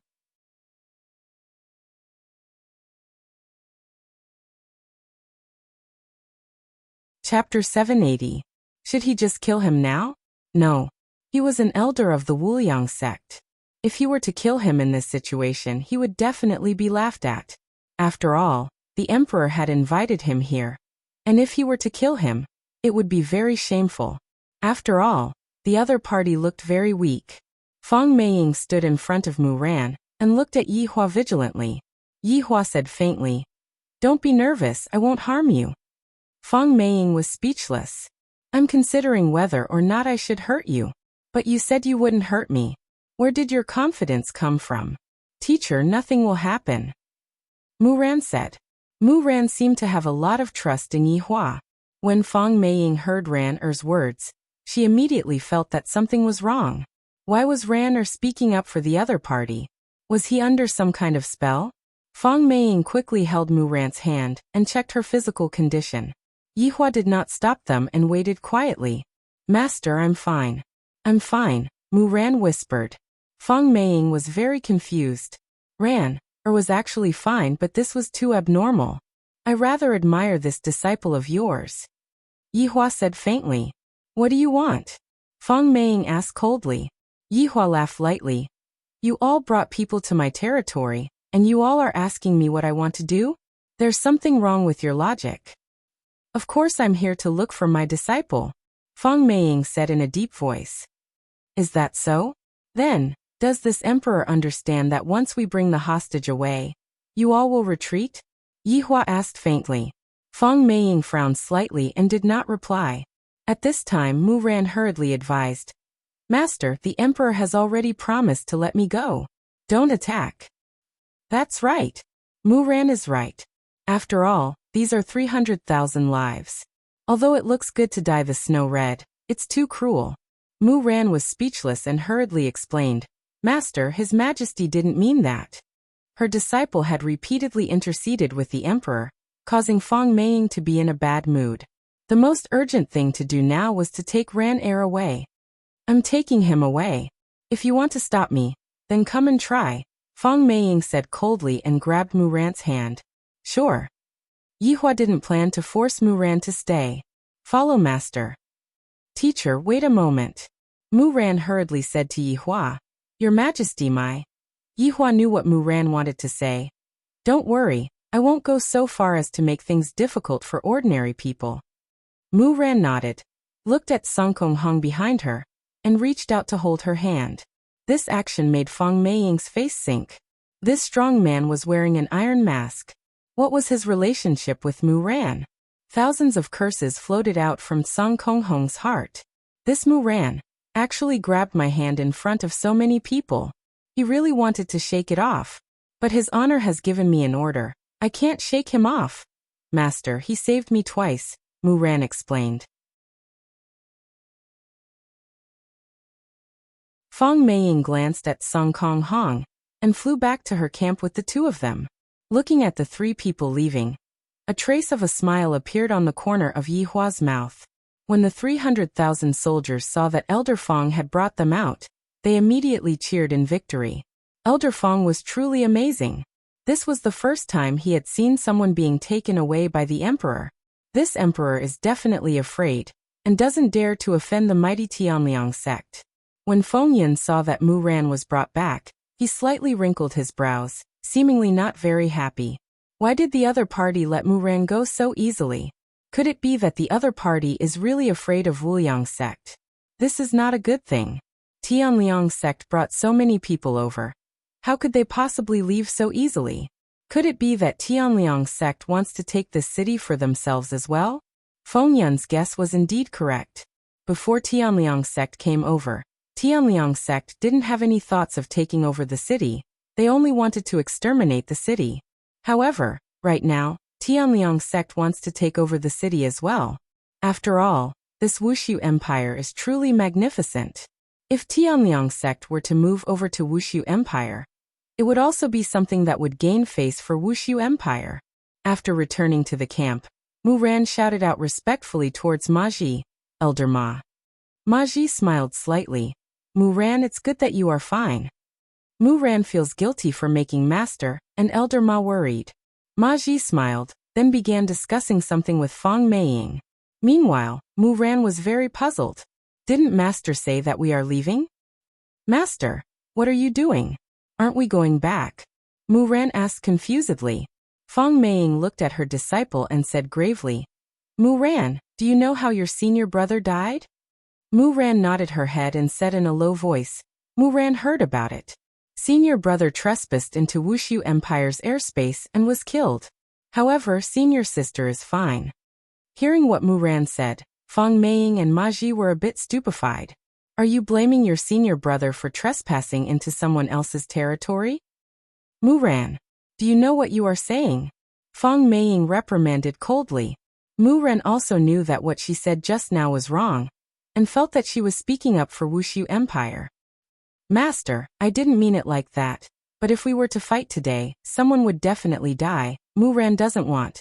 Before Mu Ran could finish speaking, Ma Ji said gravely, Mu Ran, today we are not only here to save you, we are also here to redeem Tianliang sect's dignity. But master, just now you already agreed. Shut up. Are you their people or mine? Feng Meiying shouted out, and she even wanted to slap Mu Ran. Ma Ji said faintly, Mu Ran, in such a small place, do you think that someone would die? In just a few minutes, we would trample over this place. Master. But just now you clearly promised the emperor that you would. Slap. Feng Meiying still couldn't help but slap Mu Ran. Song Konghong, who was standing at the side, moved slightly, but in the end, she still stopped and didn't make a move. I am here to protect Mu Ran. Meanwhile, Mu Ran held onto her face and looked at Master in disbelief. This is the first time that Master has slapped me. Mu Ran, look at your position clearly before talking to Master. Feng Meiying shouted out. Mu Ran became silent. I finally know why that emperor said that. What he said is right, even if I come out, they still wouldn't leave. Because I am just an excuse for them to mobilize their troops. Yi Hua, who was standing on the city wall, saw everything. Little Mu Ran, you are really pitiful, you got slapped by Master, right? You really don't know how to look at the situation. I still need to learn more. Seeing that it was about time, Yi Hua slowly walked down the stairs. Within the army, Feng Yun stood respectfully in front of Feng Meiying and Ma Ji. In his heart, Feng Yun was scolding Feng Meiying for being so shameless, to actually want to let our own people become cannon fodder. But right now, other than agreeing to it, I don't have any other choice. Mu Ran, who was standing at the side, didn't have any other choice. This magnificent Wuxia Empire is going to be occupied. I can't let them retreat and deceive the emperor. If I am still in his hands, it might be a bit better.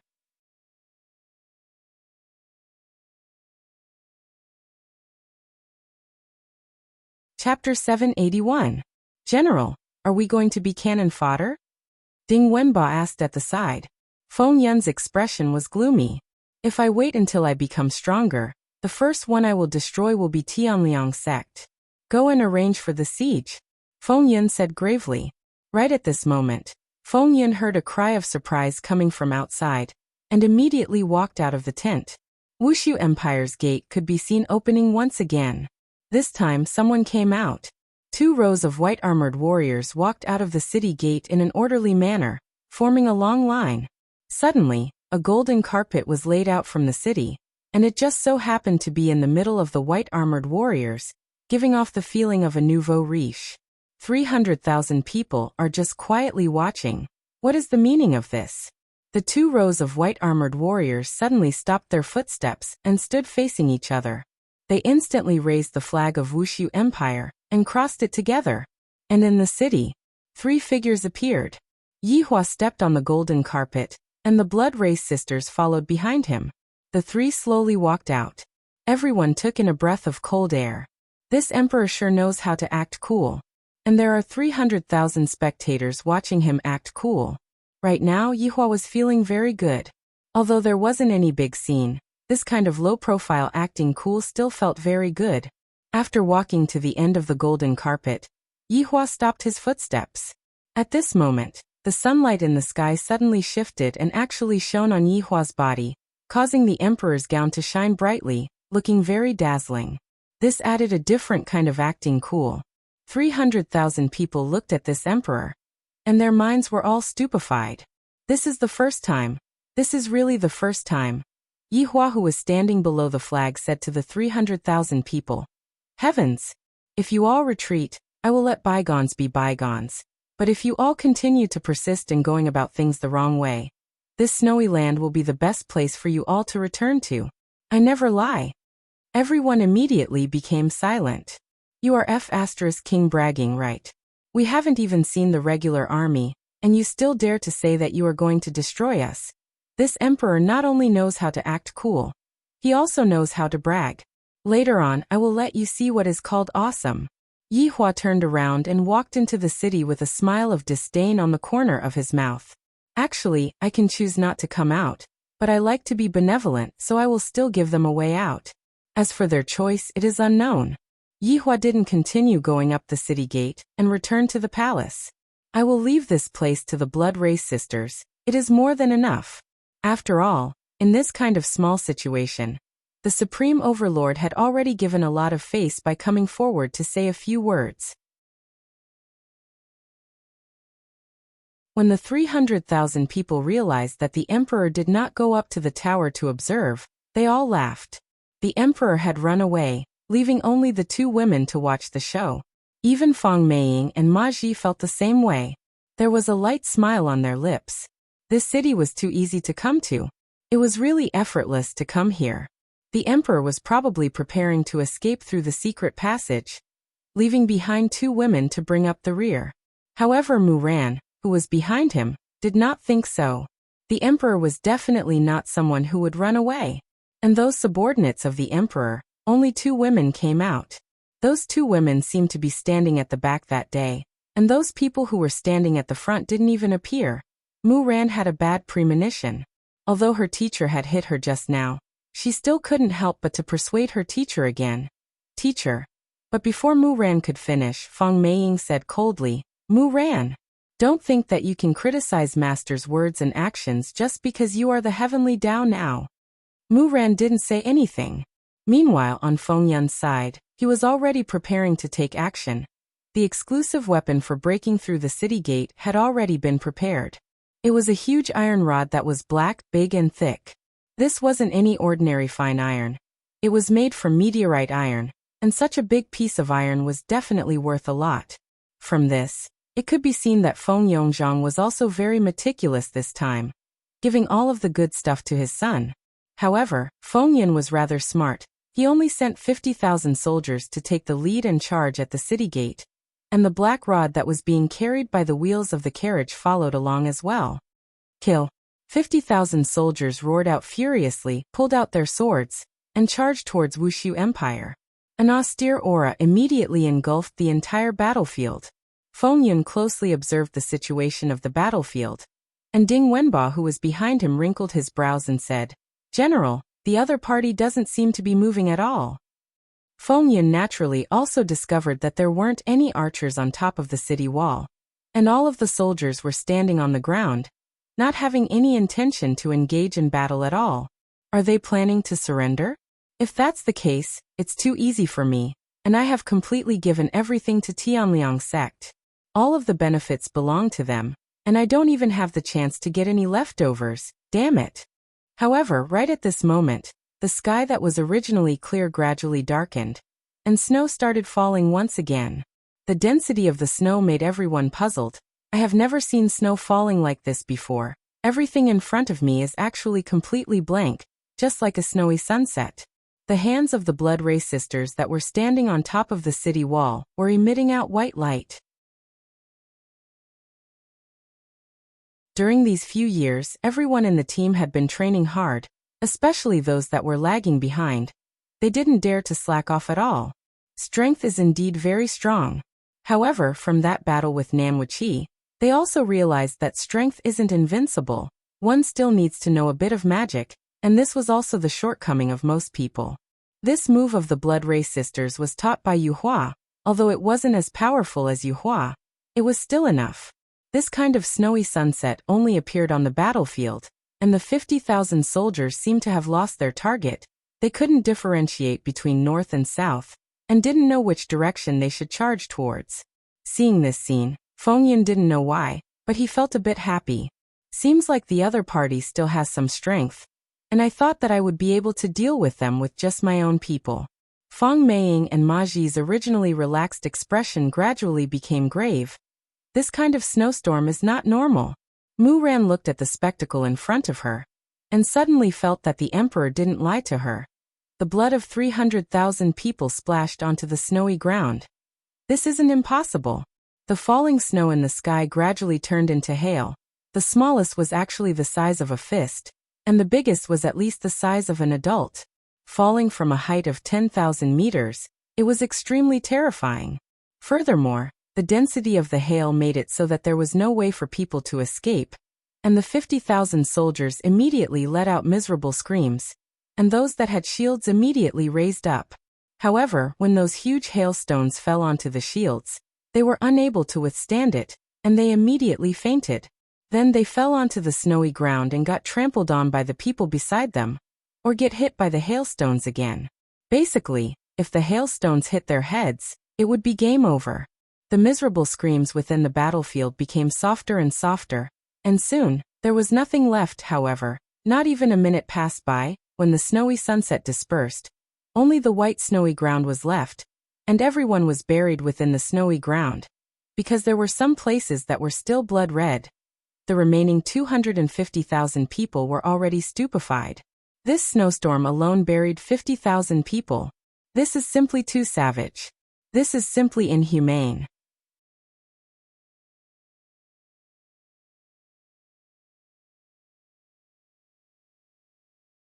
Chapter 782.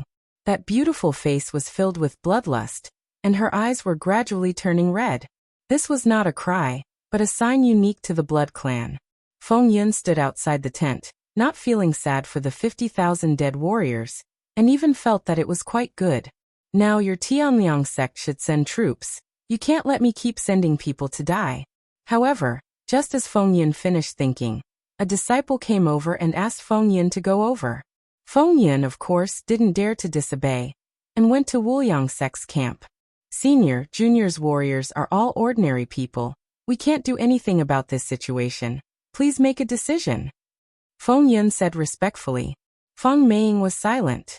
Ma Ji said indifferently, continue sending troops, I have a way this time. Hearing this, Feng Yun's face changed, but he lowered his head so no one noticed.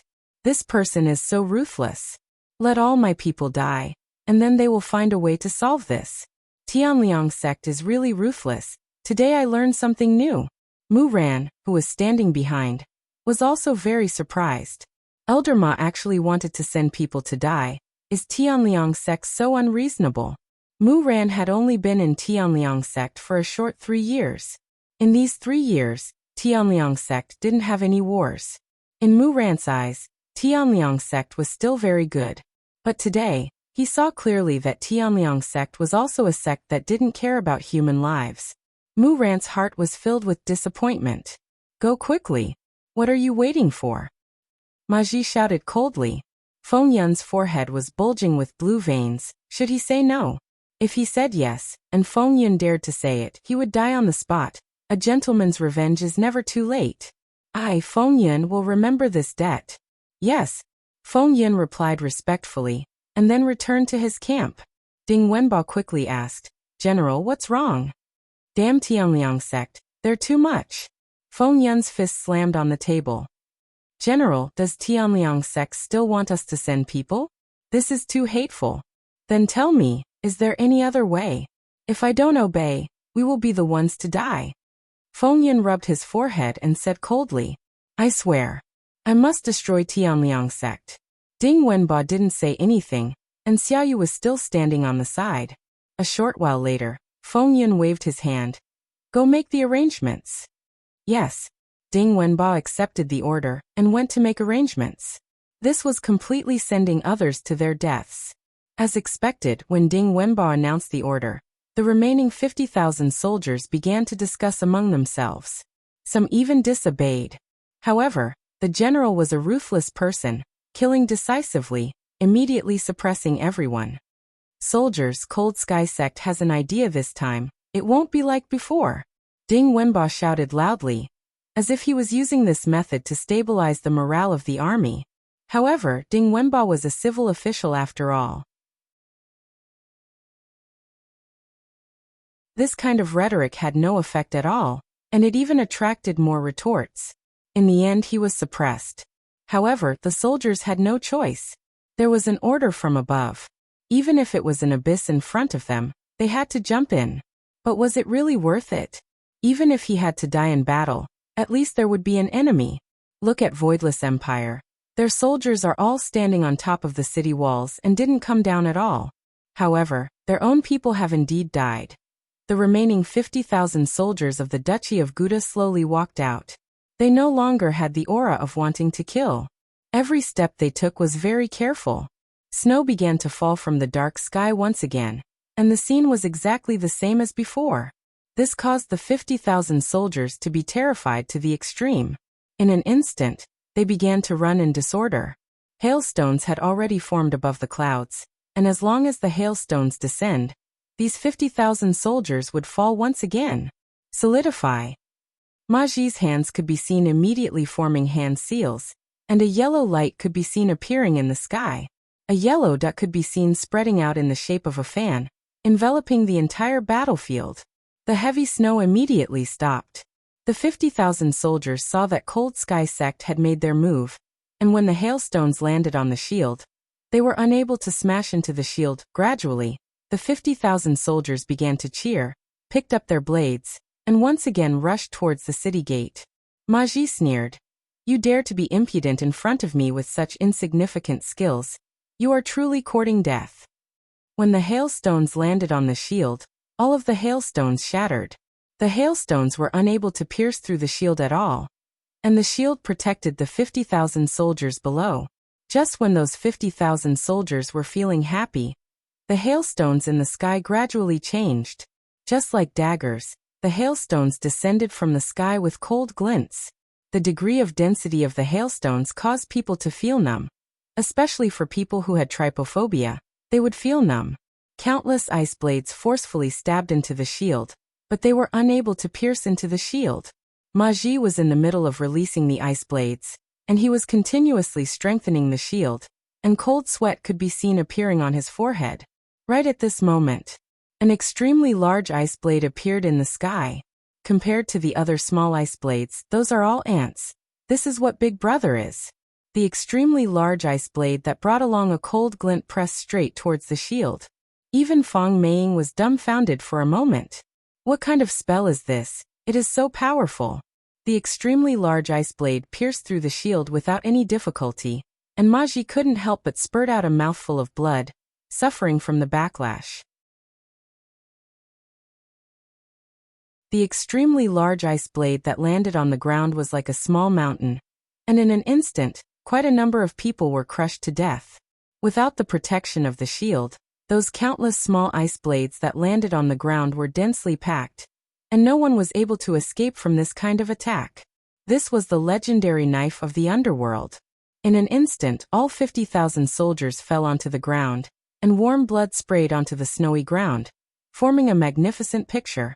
Just like what Yi Hua said, this snowy ground would be dyed with the blood of 300,000 soldiers. Seeing this scene, Feng Yin found it hard to believe. It's over.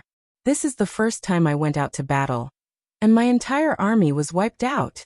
How am I going to explain this to my father when I return? I am completely unable to explain this to my father. Furthermore, if my father emperor were to know about this, he would definitely be angered to death. Because this is a battle that paved the way for me. It is all this damn Tianliang sect's fault. Why don't all of you go and die? Elder Feng, are you alright? Feng Meiying, who was at the side, asked gravely.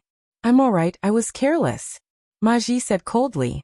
Just now, I also made a fool out of myself, and I actually vomited blood. If this were to be spread back to the sect, wouldn't I become a laughing stock? Feng Meiying said faintly. Those 100,000 soldiers did not die in vain. I have a way to deal with them. When Mu Ran heard what her master said, her heart skipped a beat. To actually say that those 100,000 soldiers died in vain, I feel that my master has become a stranger in front of me. Following Feng Meiying's command, the 100,000 soldiers of Tianliang sect walked out. This was 100,000 doja. Their strength cannot be underestimated, and they are truly terrifying. And Feng Meiying already has a way to break the enemy's technique.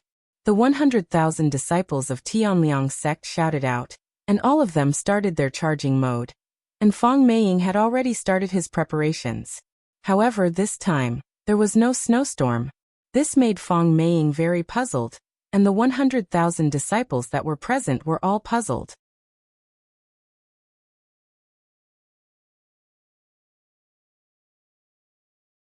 Chapter 783. Looking at the situation, Feng Meiying gradually became serious. The other party does not intend to use the same trick again. What are they trying to do? The 100,000 people at the scene looked at the surroundings vigilantly. The snow on the ground moved faster and faster, to the point that it even swept up the corpses that were just killed. The strange scene made everyone's heart turn cold. Seeing this scene, Feng Yun's back turned cold. Just when did Wuxia Empire appear? Just what is going to happen? Seeing this scene, Mu Ran became even more certain of the emperor's words. If they don't leave, everyone will die here. Suddenly Mu Ran thought of something. No wonder the emperor handed me over so easily, because he has the confidence to capture me back and let me see everyone's face. What kind of person was this emperor? Why was his mind so meticulous? Every step seemed to be within his calculations. So terrifying. Elder Feng, this Wuxia Empire is a bit strange. Right now Maji was a bit worried as well. He discovered that things aren't as simple as he thought. Feng Meiying's expression was grave as she turned her head and asked Mu Ran, "You have stayed here for a period of time. Just how strong is this Wuxia Empire?" No matter what, Feng Meiying was her teacher. Mu Ran said respectfully, "Teacher, disciple does not know how strong they are. This Wuxia Empire doesn't have any officials. Other than the emperor and the two empresses, there are still 20+ subordinates, and the two people who are standing on the city wall are precisely one of those subordinates." Hearing Mu Ran's words, Feng Meiying and Maji became even more grave. Just a moment ago, they were still laughing at the emperor for running away and leaving behind two women. It seems like the emperor didn't even bother to continue watching and left behind two women to clean up. Just as the two were guessing, a terrifying thing happened at the scene. The snow on the ground quickly moved and formed into 5 snowballs that were 300 meters tall. That was about the same height as the city wall. However, the 5 snowballs actually stretched out their legs, hands, and even their heads. Adding on the legs and heads, the height had already surpassed the city wall. And the 100,000 disciples on the ground were just like ants. What was terrifying was that on the bodies of the 5 snowmen, all of them were people who had just died, and they were all embedded in the bodies of the snowmen. Half of the faces were smashed off, and the snowmen even used 100 human heads as their eyes, causing people to tremble in fear. What kind of monster is this? Maji raised his head and looked at the enormous snowmen and muttered. Feng Meiying didn't know what to say. Her eyes were filled with horror. Mu Ran was also dumbfounded and in disbelief. Beside her, Song Konghong was very calm. If Yu Hua was here, it would be even more spectacular. At that time it would not be 5 but 50. However, now that he thought of moonlight, Song Konghong felt very calm. This made Song Konghong a little puzzled. When Feng Yun saw this scene, his intestines turned green with regret. Were they paving the way for him, or were they using him to pave the way? This kind of snowman, just one of them would be enough to destroy Gouda Principality, let alone 5 of them right now. Damn it, you immortals are fighting. Why do you have to call a mortal like me? Shameless. Shameless. The ones who were most afraid were the 100,000 disciples on the battlefield. They had all forgotten to run, and their faces were filled with despair. No one knew who gave the order to run, but everyone followed. The 5 snowmen didn't do anything else. They just lifted their feet and stomped down. 5 loud sounds rang out across the world, causing the ground to tremble. Even those in Wuxia Empire could feel it. It was unknown how many people would die from the stomp of those enormous feet. All of the disciples rolled and crawled as they ran.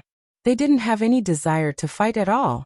Meanwhile, the 100,000 disciples who were standing and watching the battle felt their bodies go numb. With 5 stomps, at least a few thousand would die, and with a few more stomps, all of them would definitely die. Maji and Feng Meiying took a look at each other, then released all of their duqi and condensed into swords in their hands. Immediately, they attacked towards the snowmen. If the 2 of them didn't make a move now, it would be impossible to save the situation. The 5 snowmen continued to stomp, and the disciples on the ground fled in panic. I don't want to die. Isn't Tianliang sect the strongest sect in northern Liang? Why is there an existence that is even more powerful than Tianliang sect? Don't step on it. No matter how these disciples ran, they couldn't outrun the stomping of the snowmen. The 5 snowmen were just like stepping on ants, one stomp after another. In just a short while, almost all of the 100,000 disciples died on the spot. Sky profound sword technique. Ma Ji shouted out furiously. His peak stage King Realm strength was unleashed with all his might. His body emitted a faint radiance, and the sword in his hand released a sword light that pressed straight towards the head of the snowman. Hua! The sword light easily penetrated the head of the snowman. But what were snowmen made of? They weren't living things, therefore this kind of damage could be ignored. The head that was cut open actually gradually closed up. And then, as if nothing had happened, it continued to stomp. How is this possible? Ma Ji, who was holding the sword in his hand, muttered. However, just when Ma Ji was lost in thought, one of the snowmen actually didn't continue to step on the disciples, but instead, sneak attacked Ma Ji. Be careful! Feng Meiying shouted in a delicate voice. When Ma Ji reacted, it was already too late. The snowman's fist fiercely hit Ma Ji's body. Ma Ji's body smashed into the ground like a cannonball, creating a huge pit. The disciples were all stunned. This was Elder Feng, who was at the peak of King Realm. He was actually smashed into the ground by a snowman, and no one knew if he was dead or alive. What kind of strength did these 5 snowmen have? Why were there such monsters in this world? God, please come and take them in. Feng Meiying didn't hold back anymore. She instantly displayed the strength of a first-grade King Realm Do. And a terrifying Do Chi spread out. Illusion Breaker. Heaven Sword Art. The sword in Feng Meiying's hand flew towards the sky and released a dazzling light. A huge sword image appeared in the sky, and it carried along a terrifying destructive power. I will let you all experience what is called death. Feng Meiying shouted in a delicate voice. Her finger immediately pointed towards the city gate, seemingly wanting to use the sword to cut down the city gate of Wuxia Empire. The huge sword image descended with a terrifying pressure. When the 5 snowmen saw this situation, they actually chose to stand under the huge sword and raise their hands. Those who didn't know might have thought that they were going to surrender. This move was one of Feng Meiying's ultimate moves, and she wouldn't use it unless she had no other choice. After all, this was a trump card. Bang! The huge sword image landed on the hands of the 5 snowmen, and released a terrifying aura. This caused the disciples present to be dumbstruck. Is this the strength of a King Realm Do? This is completely not the same level as a King Realm Do. As expected of Elder Feng, she was able to suppress these 5 monsters by herself. Feng Yin was also dumbstruck. This Cold Sky sect is indeed very powerful, and this woman is also the same.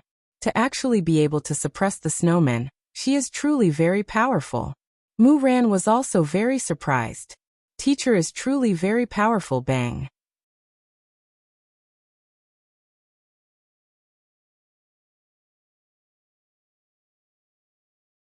Chapter 784. The sword images disappeared as well, and Feng Meiying's breathing became a little hurried. Using this ultimate move brought me a very strong feeling of fatigue, but if I don't use it, there is no better way. Right now the Do Chi in my body is a little chaotic. Seems like attacking Wuxia Empire this time was still too rash. I should have sent a few more elders, or a peak Emperor Realm sect leader. That way, I might still have a chance of winning. But luckily, I managed to get rid of those 5 monsters. Feng Meiying turned her head and looked at Ma Ji, who was in the hole. I don't know if he is dead or alive. I didn't expect those snowmen to be so strong. A peak Emperor Realm martial artist couldn't even withstand a single punch from them. Serena, who was on the city wall, rubbed her little sister's shoulder. You are driving a car again. Big sister, sorry, I was just thinking about what to eat tonight. Serena said apologetically. So embarrassing. Serena rolled her eyes at her little sister. Do you think I don't know you? Don't you know what you want to eat? Sister, you're so annoying. Don't you like to eat it as well? Serene raised her eyebrows. She had a look that said, Aren't you the same? How dare you lecture me?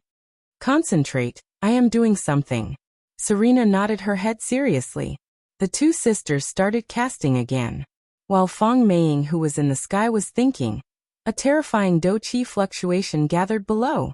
Feng Meiying immediately retreated and looked at the pile of snow vigilantly. Everyone felt the terrifying aura that the pile of snow was emitting, and fear appeared in their eyes. Why did I have to come here? Isn't it better to stay in Tianliang sect and train? Why do I have to fight and kill? I hate fighting and killing. If these people had already attacked Wuxia Empire, they would definitely not hate fighting and killing, and might even like fighting and killing. The pile of snow that had already collapsed once again fused together. Just now, there were 5 snowmen, but this time, there was only one snowman. The height of the snowman didn't change, but its body became more robust. All of the corpses formed every detail of its body. Chest muscles, abdominal muscles, shark lines, mermaid lines. The veins on its arms were all formed by corpses. That huge head was even more terrifying. Blood was still dripping down from it. The huge snowman seemed to have a life of its own as it shook its head and swept its gaze across everyone. The snowman could be seen clenching its fists, slightly bowing its body and letting out a terrifying roar. This roar made everyone's hair stand up, and they could even smell the blood that the snowman spat out. Feng Meiying finally revealed a look of panic. If these snow corpses were only Do Wang's, in that case he was already a Do Huang. His strength was already on par with him, or even slightly stronger. Feng Meiying couldn't care less. She turned around and shouted, "Retreat!" The 10 battle arcs were ready to retreat at any time. Roar! The snow corpse roared angrily and exerted force with its legs. A powerful shockwave burst forth from the ground, and the snow corpse soared high into the air, leaping towards the battleship. The scene left everyone dumbfounded. The snow corpse was like a huge gorilla, using its terrifying jumping ability to draw a beautiful arc in the air. Boom, boom, boom. The snow corpses landed abruptly, and everyone could feel their feet trembling. The battleships were like pieces of wood, crushed by the snow corpses. The other battleships were then used by the snow corpses to play with. The huge battleship was like a child's toy to the snow corpses. Mu Ran gulped and finally admitted a cruel fact. The emperor was not bragging. What he said was the truth. Today, all 300,000 people are going to die here. Light of World Lock! Feng Meiying shouted, and a rope condensed in her hand and flew towards the snow corpse. The purple rope instantly wrapped around the snow corpse and tied it tightly. It was commonly known as Asian binding. Mu Ran! Bring everyone and retreat! Feng Meiying shouted. She channeled all of her Do-Chi into the snow corpse and firmly tied it up. The snow corpse that was tied up seemed to be very angry. Its body seemed to have become a lot bigger, and one could even see its muscles expanding. Hearing her master's words, Mu Ran immediately arranged for everyone to retreat. However, how are we going to retreat now? Turn around and run. 100,000 people turned around and ran. Feng Yin didn't have much time to think, and immediately rode on his horse and ran. If I don't run now, then when will I run? It's normal for me to stay at home and develop my strength. Why did I have to come out?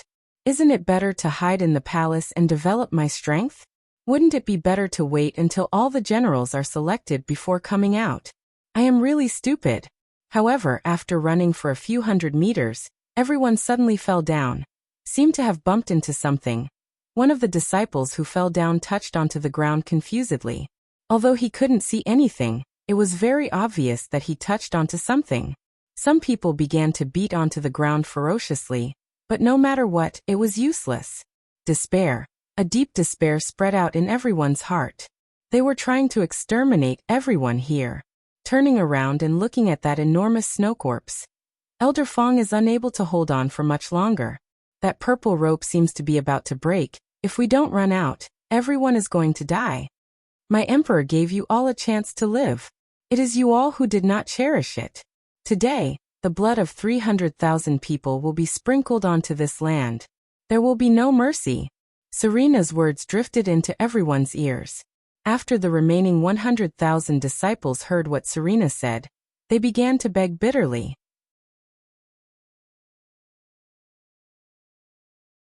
I am also obeying the emperor's orders. I don't have the intention to go against you. I beg Wuxia Empire to spare my lives. Mu Ran, who was within the group, was a bit dazed. She didn't know what to do. The emperor had already said these words to me. Why didn't they listen to me and insist on letting everyone die here? Why? Fang Meiying looked towards the blood sisters on the city wall. It seems like she is planning to capture the leader first. And that snow corpse is about to break free. Roar. Before the snow corpse finished speaking, the snow corpse roared furiously, and the purple rope on its body instantly broke apart, transforming into stars and disappeared. The snow corpse glared angrily at Fang Meiying, who was in midair, and the muscles on its body squirmed.